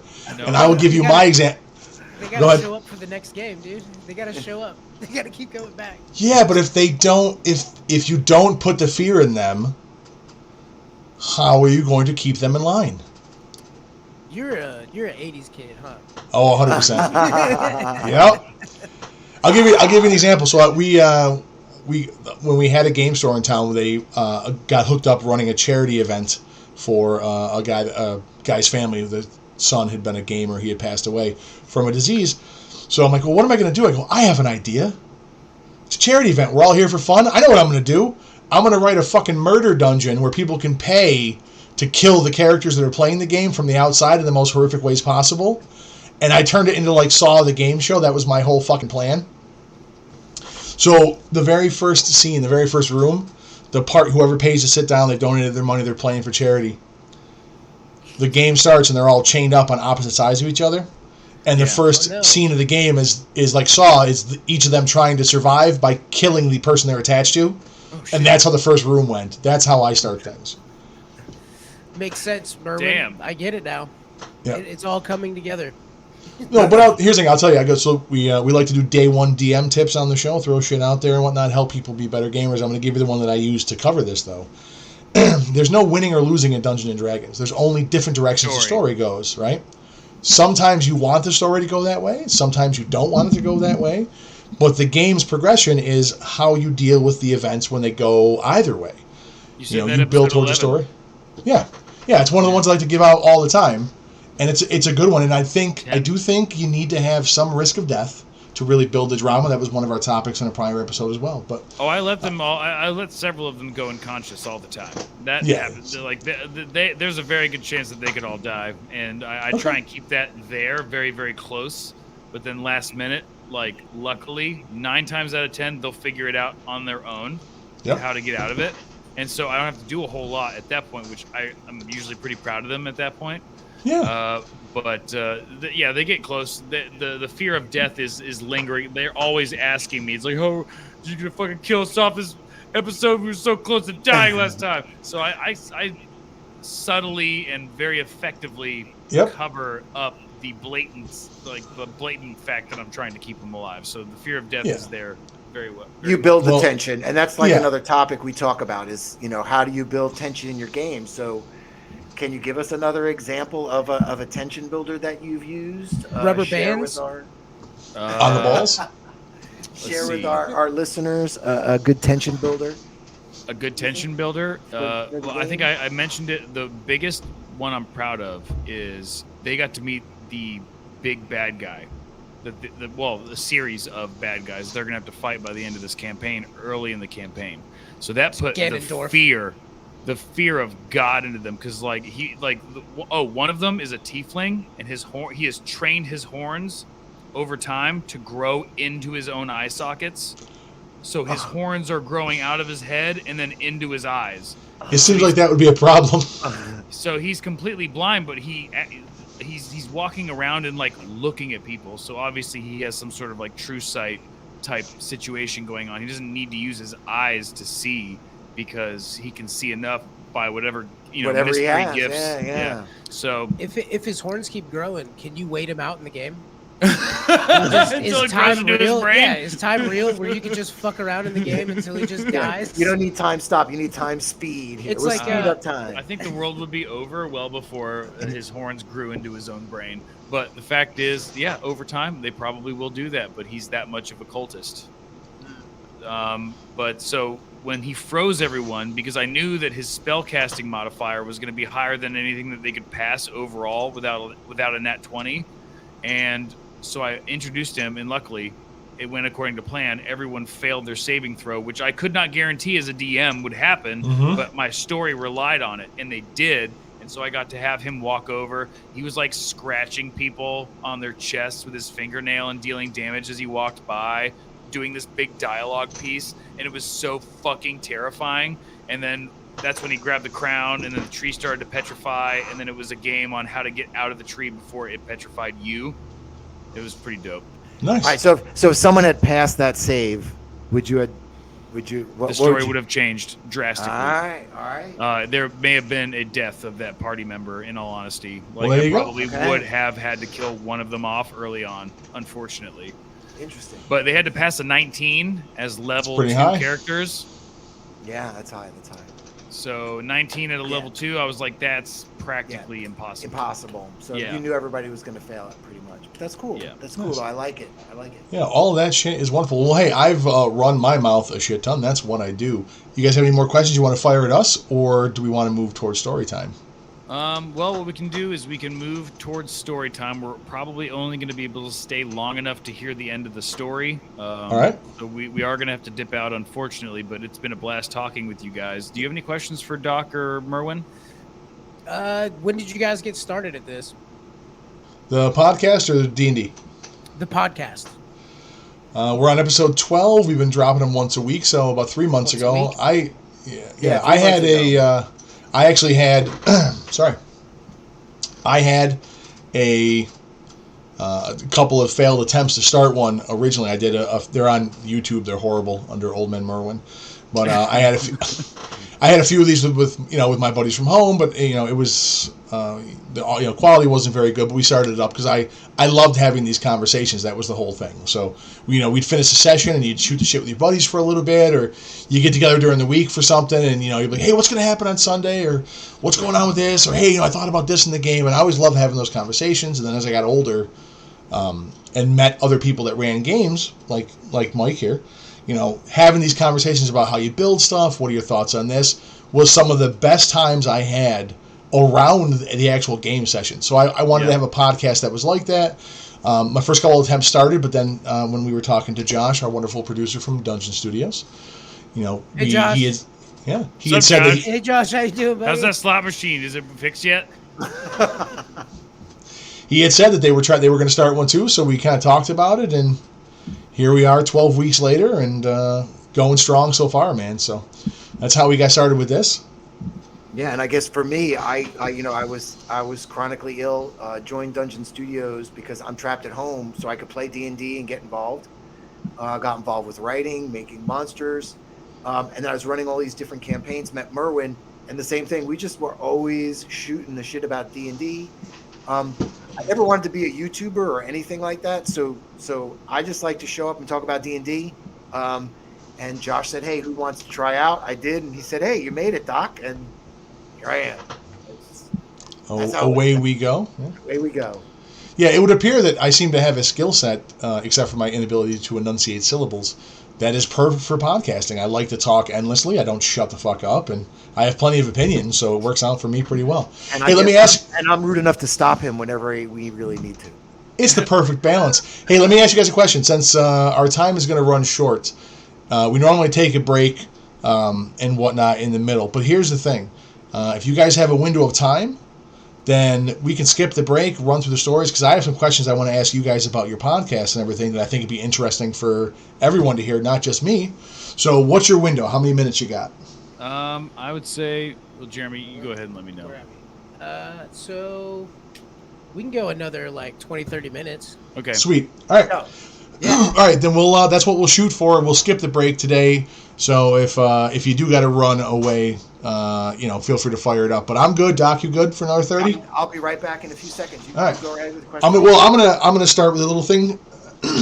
So one of the things that we talked about, and you mentioned, got me thinking about it earlier when you mentioned the story with the evil Minotaur had to be occupied while you guys did your thing, right? So I have a belief that their alignment in the game is only for really advanced players, people who have got enough experience to be able to do things in the game that aren't the things they would do in real life, which is hard for a lot of players to get to, right? So that means that there's no character alignments, there are player alignments. Have you guys heard these from me before? Yes. Okay. I understand what you're saying. Yeah. All right, well, I'm gonna introduce a new one today, and then my story involves something hilarious happening to the person who created this alignment. So today's alignment is manipulative evil.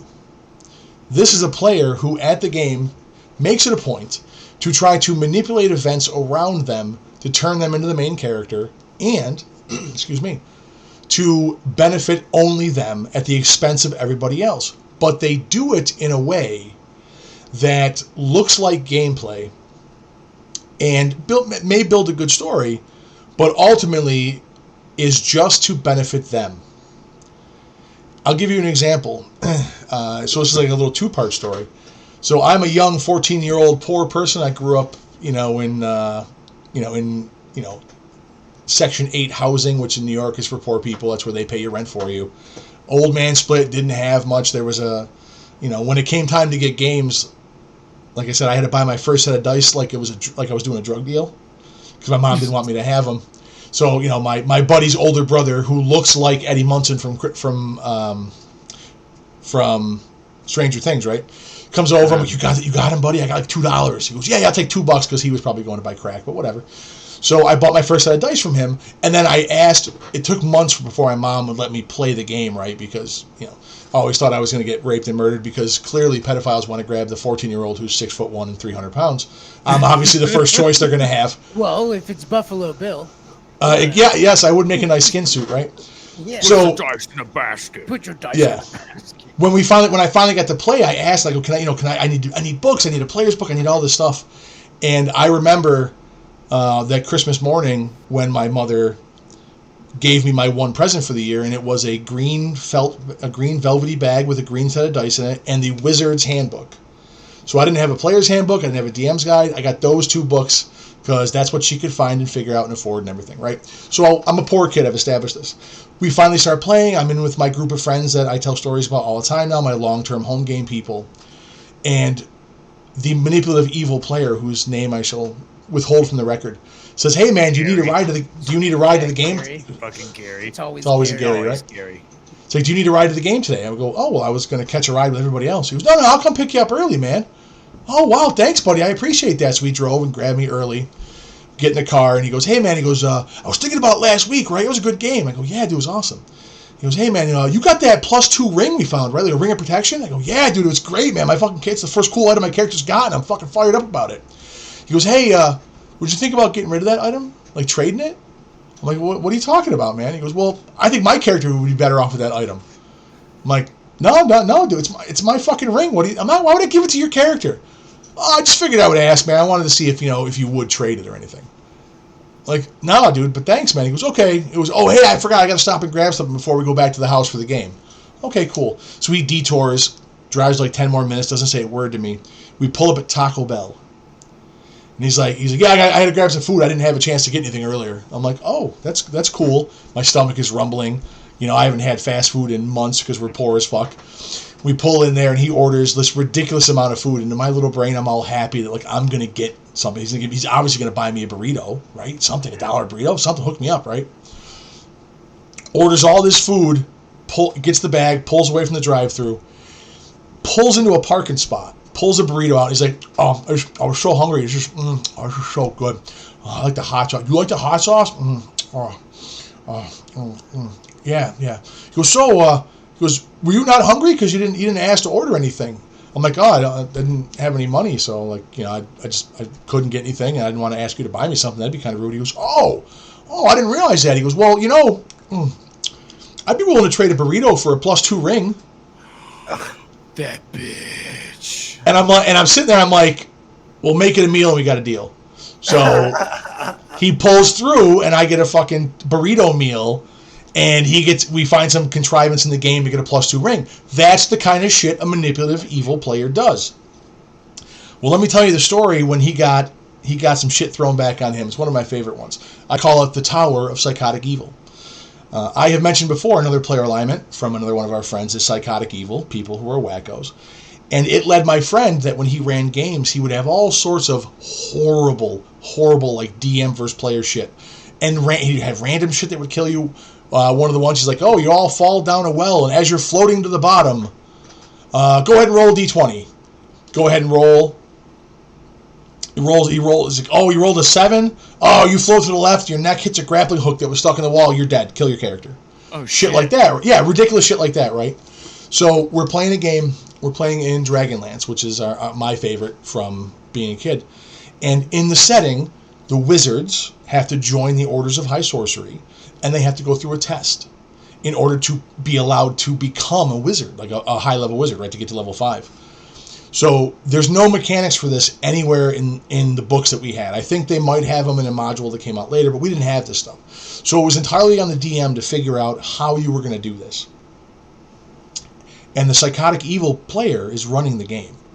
So he goes, "Okay, it's time for your test, manipulative evil player." And it basically was just like 3 or 4 rounds of combat, nothing inspired to it. And the wizard had charmed people in the party under the guise of giving them protection spells. So he's like, well, you have to help me. You agreed to accept the spell I cast, and it wasn't armor, it was charm. And now you're now you do what I say. And the DM's like, yeah, you got to do what he says. So he uses other players to take all the danger, get killed, while he just skates through everything, right? So he finishes, he's pleased as pie with himself, he's completed the tests, and the psychotic evil player begins to narrate what happens. Now, if we were taking a break, I would stop here, and I'd give you the result afterwards. But since we're not, I'm going to move on into what happened in the story. He begins to narrate. He goes, you wake up exhausted from your trials, and there you see the finely folded hem of a black robe. You have successfully pledged the order. He goes, oh, great. I get up. I put on my new wizard robe. I look at myself in the mirror. How do I look? And with a giant smile, the psychotic evil DM looks at him. He goes, well, you know how in the book it says that every trial scars the wizard, right? Yeah? He goes, well, you look and see across your forehead engraved the word ogre lover burnt into your flesh. Your skin is a sick, pallid green. You look like you're dying of the plague. You go to touch your face and realize that your pinkies have been torn off and there are little nubs in their place. And that is your scarring for passing the test. And there's a vagina on your forehead now, underneath the ogre lover part.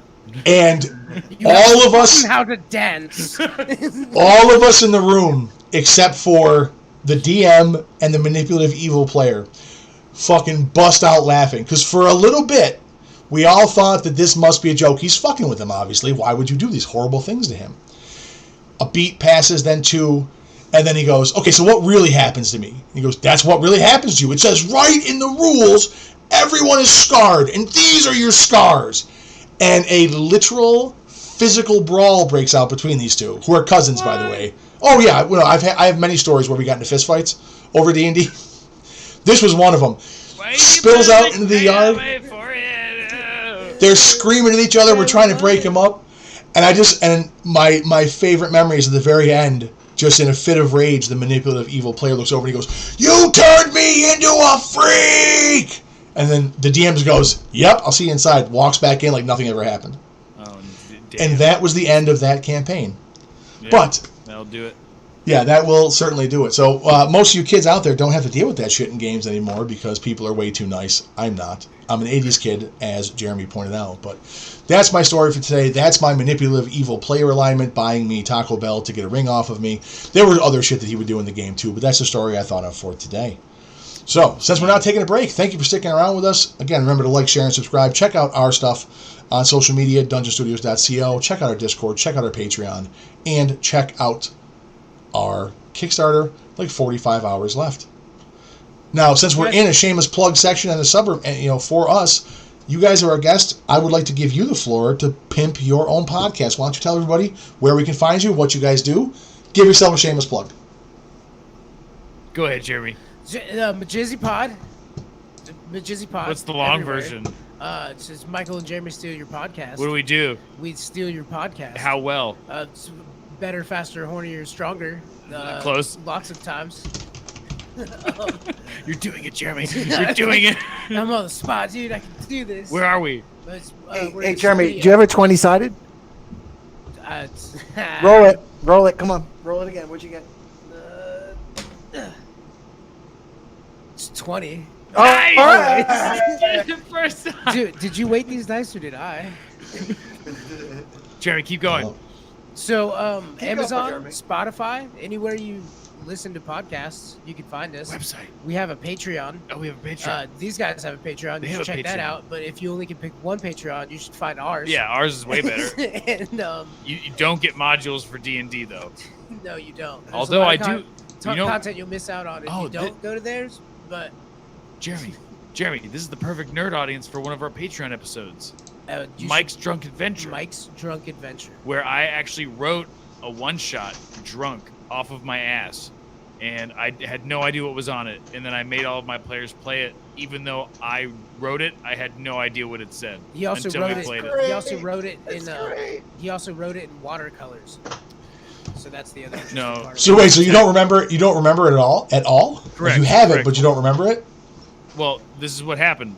I would only write the one shot if I had been drinking at least about 13 shots or more. And so I would be so drunk, and I would write a little bit each time I got drunk. It took like 4 months to do, and I would just add to it little by little every time I got really, really drunk until it was done. And then I was like, okay, the last thing I remember is that it was done. So we're going to play it on my birthday. And then we recorded it. This was in 2018 when this happened. And so my whole D&D group is mic'd up. We all played through the one shot, start to finish, and it's on our Patreon. It's a very like Mark Twain way to. Now let me ask you though: were you drinking during the one shot you recorded? We were drinking, also playing it. Yes. Nice. So do you say it gets better or worse the more you drink? Oh. Well, it depends on if you're drinking with them or not. Yeah, I felt like it was really great, like unbelievably hilarious. I always thought that in particular was one of those things I was like, that's hilarious, because I would like just read as it was written, and I wouldn't change even if there was typos. So I think there was one point there was a floating, I think it was like a floating hat or something, but it was supposed to be a floating cat. And so I just ran with it. I was like, it says hat. Even though it's furry and meowing at you, it's a furry hat. That's fucking hilarious. No, that's great, man. All right, well, hey. It gets very Lewis Carroll. I kind of like that. Yeah, so here's the thing. So my topic for the second half of the show, the thing I wanted to talk to you guys about is your actual podcast, your journey, how you got into it, and then how it's going. I know we talked offline. You guys are hitting it big in like Michigan where it's really cold, but also other places. Your following's growing, so I want to hear about your process and your journey, man. The first step is you're supposed to befriend your cousin when you're 2 years old. When you're a very small child, you befriend your cousin. That's where the story starts. You have to do that. And you then have to be able to work with somebody. And then as you grow up and you maintain similar interests throughout your entire life, you decide that talking into a recorder, a tape recorder, and playing it back was a lot of fun to you. One person has to travel around the world and go, oh man, I should reach out to this person and say, hey, right. See what's going on. Well, no, the second thing, Jeremy, would be that you then alienate that person. Right. Because your lives are a little bit different, and then you go off and do your own thing for 12 years, and then you reconnect with a phone call, and then you say, let's do a podcast in the same breath. Let's hang out. Make a point to hang out. Hey, I haven't seen you in over a decade. Let's do a podcast. Yes. That's okay. probably the magic. And that was just like eureka moment, kind of. Every podcast starts that way. People don't know that, but Joe Rogan and Jamie are actually cousins. I don't know. It's all about cousins. Every great podcast, they're all cousins. I'm actually, not all Merwin's Hollywood. cousin, am I? I don't know. I don't know. Maybe in a Could different be. life, or currently right now. I want to see a birth certificate, Merwin. Where's that birth certificate? Show us your birth certificate. Nope. That's the next thing we should steal. We don't want to see that. It's identities. We don't want to see that. I share something in common with the former president that maybe one of my parents wasn't born in the country, so You have a I can't let peanut anyone farm? know that. You have a peanut farm? I think I'm his cousin. I don't know. We'll figure You have that a out love later. for classic cars that you can't legally drive? Yes, that's what it is. Your cousin was driven off a bridge and I mean, what? So Jeremy, how'd you get the idea? So what got you to want to do a podcast that you were in that frame of mind when you guys hooked up again on the phone, though? Yeah, why'd you say yes, Jeremy? Oh, why did I say yes? Yeah. Well, Michael brought me to a beautiful place, and he was all dressed up, and then he got down on one knee. And he gave me a microphone. So I had called him. I had recently moved back to the East Coast after being gone for half a decade or more. And I knew I'd lived close by, and I was out of town, and I don't know, I wanted to call somebody. So I started running through my phone. I was like, I'm going to call Michael Riley, see what Michael Riley's up to. And he answered right away. It was like one ring, and he answered. I hadn't talked to him in like a decade or something. And he just answered the phone, and we started talking. And Mike, you were trying to make podcasts, and I had always wanted to. We have recordings of us as kids doing a radio show. I wanted to do the D&D podcast, but that never panned off. Yeah, he had tried. I had tried once to do it briefly with minimal effort, And he just said, "Hey, Jeremy, Mike's the back of this thing." He goes, "Jeremy, let's do a podcast." I was like, "Well, all right. Well, I want to hang out, so that's how we'll hang out." Yep. And he had everything set up. I showed up to his house, never been there before. And he had microphones and the laptop and the mixing board and everything Really? set up. And you guys hit off like you hadn't left in a decade, right? Oh, yeah. Oh You yeah. guys hit it off again. That is a great story. If I wasn't a sociopath, I might shed a tear. But you No, can it's- enjoy it. that's You can enjoy great, it though. all on the podcast because essentially a majority of the time that we spend together is being recorded Yes. on our podcast. So whenever we hang out every weekend to do this thing, like we're seeing each other, we're doing a sound check, and then we're talking into microphones, and then it's usually you have to leave. But now we have a new studio, so we're in the new studio. Oh, nice. Well, good luck, guys. I mean, good luck with everything. How Yeah, let about me- the following and everything? Merwin asked about how did you get like everywhere, just sort of on its own? It just Yeah, sort that of- was my next question. Is what do you have an idea of what shifted it from shit you do at home with your cousin that's fun to like really starting to pick Yeah. up traction? Did you do something different or something change?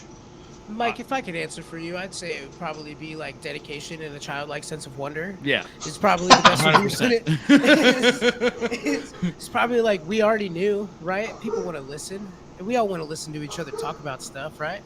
It really came down to people. They were like, "Listen, if you haven't done anything with your voice, you need to." And I've heard that my whole life. I think that Jeremy has a wonderful voice. No, I sound like a skater kid from the beach, which I guess I am. Dang it! Yeah, that's true. That is you with a bullet.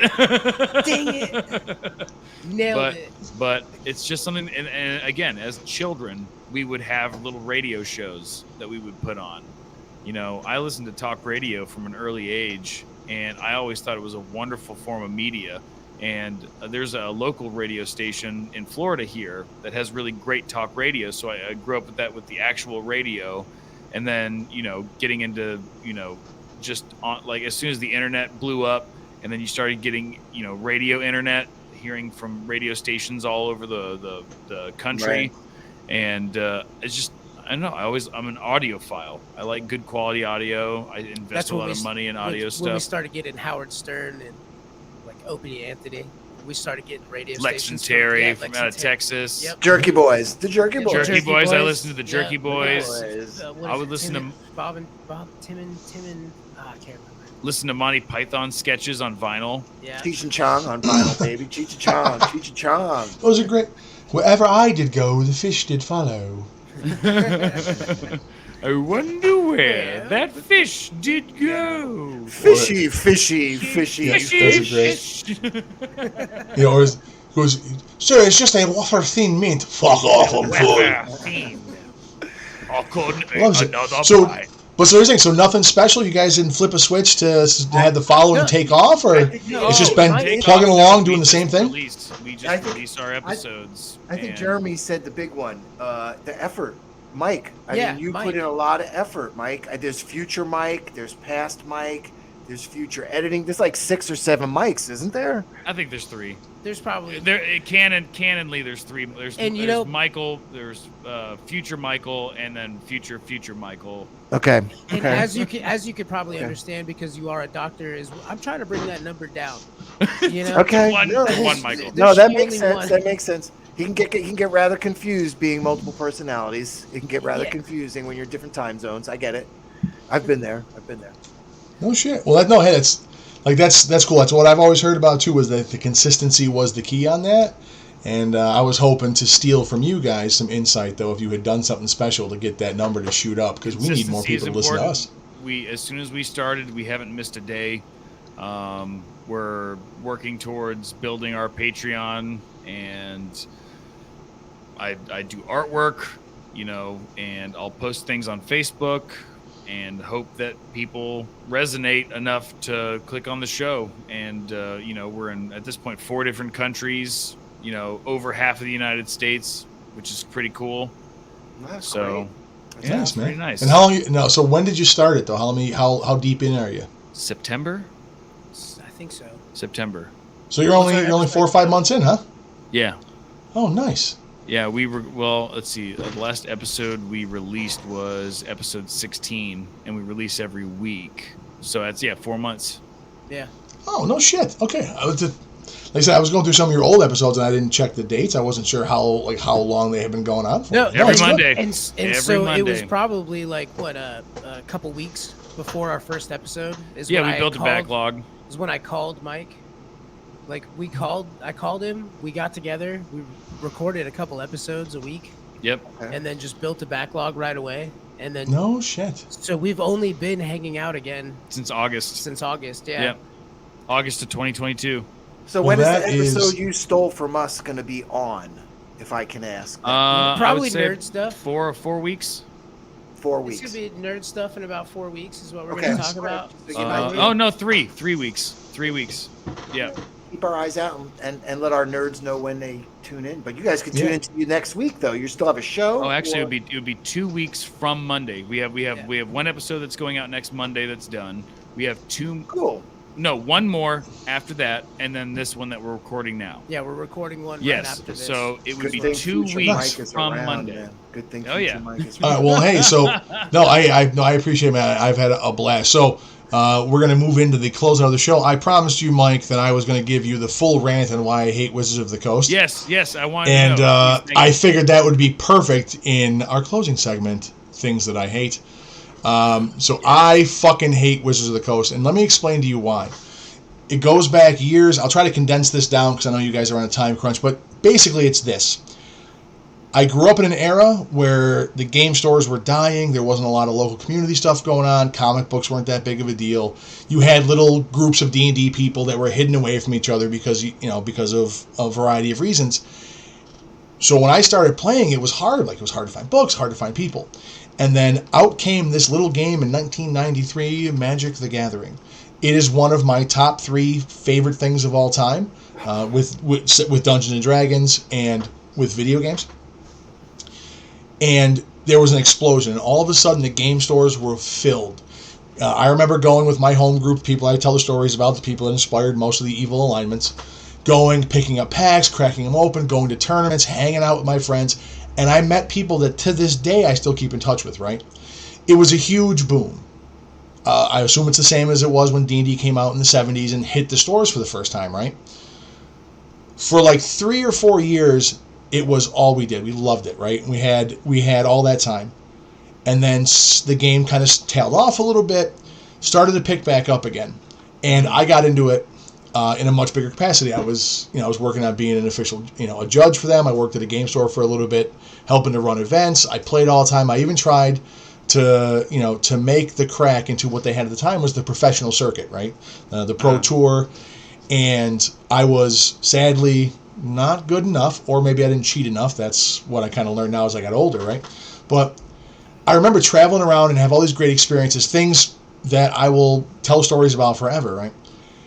I went to New York to play in a series of events. They had the state championships, regionals, worlds, and this is one of the ways you could get into professional play. I finished, it was 1 win away from being the state champion that year. At Magic?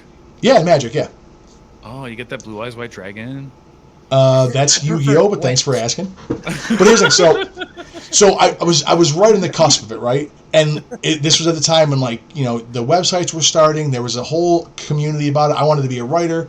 I thought, there were opportunities. All this shit was developing. And then Wizards of the Coast, making a shit ton of money, decided out of fucking nowhere that they were going to cut all these organized play programs. So no more championships, no more.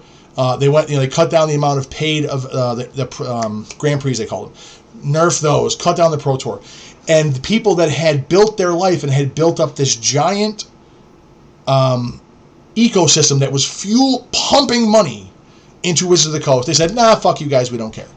Just pulled the rug out from under everybody, right? Because they realized they could dump all that shit. Strong rug.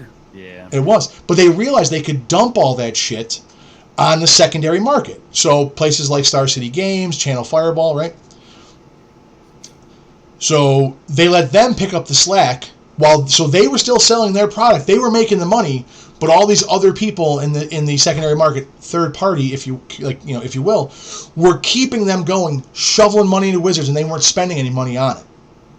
And I'm like, well, it's fucking grimy. I thought it was grimy, so it just always sat with me wrong, right? And then they eventually, Wizards of the Coast eventually buys TSR.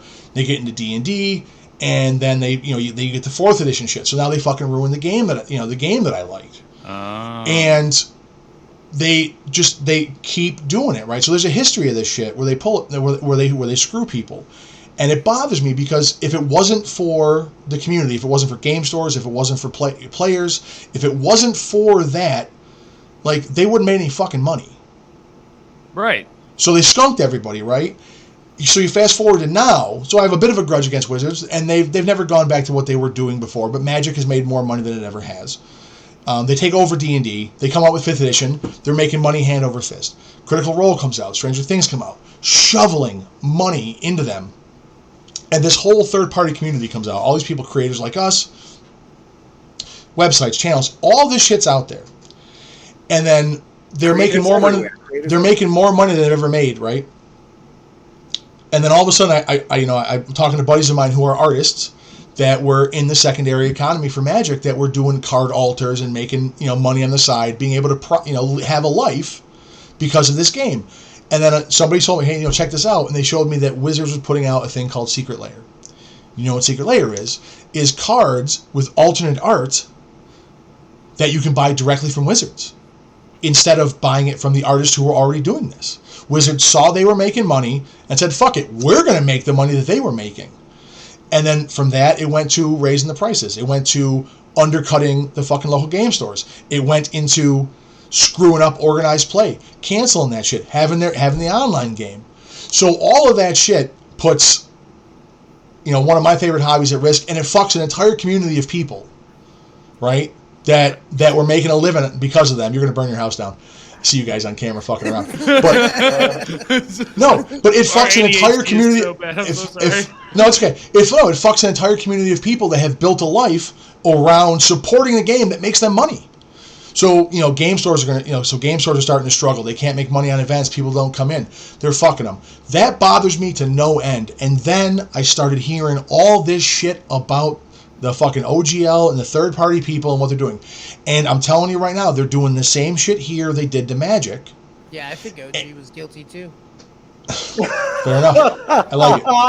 But they're going down the same fucking path. And they're doing things that are going to hurt the community. They're going to fuck small creators so that they can shovel more money in their pocket. They make 99% or so of the revenue each year from the RPG community is made by Wizards.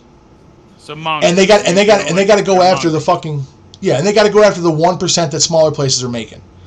And I can tell you right now, I know what it was like before Magic came out. The fucking dearth of the community that existed, and how you had nowhere to go, nowhere to meet people, and it fucking sucked. And I saw what happened when they started running Magic in the ground. I see what they're doing with Magic now, and now they're doing the same thing with D&D. All of that shit just sits wrong with me. You should not bite the hand that feeds you. You should not fuck your people, and you should support your community. And that's why I hate Wizards of the fucking Coast. Okay, that makes a lot more sense now. Thank you for sharing. I don't think anyone should bite anybody. Do you feel better? I've been bitten. I feel a little better getting that off my chest. But that's the whole story. Like I said, they fucked with 2 of my 3 favorite things on the planet, and it bothers me to no end. That's happening to everything too. Well, everything becomes a super conglomerate. I mean, Star Wars is eaten up by Disney, and they're Marvel. just out here touching everyone's IP. Yeah. Spend their slimy hands all everyone's IP. Yeah. And it's our next door neighbor. Disney's right here. We're right next to Disney. We actually know Disney. Yeah. Personally. But it's like I say, it's been I've had a long running grudge with them. He's seen you with your pants down, then I'm guessing. Disney's seen you with your Mike pants doesn't down. wear pants. Again, very Donald Duck. Where do you think Walt Disney came up with the idea of making all of his characters pantsless? It's actually part of his ancestry. There's a picture of his great grandfather pantless. That's right. Look, that just means you have easy access when you need it, on demand, if you will. No, ladies have easy access. Oh, that's a good point. But I see what you did there. These guys are great. You have to check out their show, everybody. Please go come check over. out Steal Their Podcast. Check it out. We appreciate you guys taking the time to be on this. I had a good time. I love the conversations that we've had before this. Just want to throw it out there to everyone still listening. Thank you for joining us. Check us out. We're going to rebroadcast this on Monday in our usual time slot, assuming we can figure that shit out. You can get it on, podcast apps. You can get it on the internet. You can check out the Facebook Live video whenever you feel like it.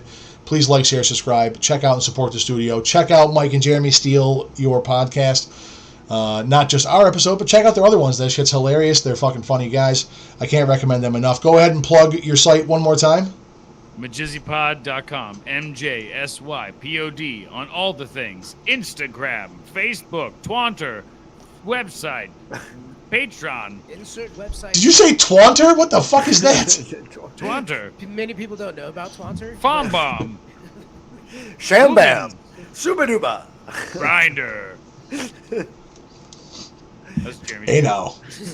I like that. Hey, Thanks again, guys. Thank you, everybody. We're going to close the show out. I appreciate everybody who hung out with us this long. Thank you for listening. And remember, no problem. Remember, guys, you play tabletop role-playing games because they are limitless, so why listen to conversations that are any different? Good night, everybody. Hey, no matter how you start out, you always start out odd, but with effort and creativity, you always roll initiative with the prime advantage.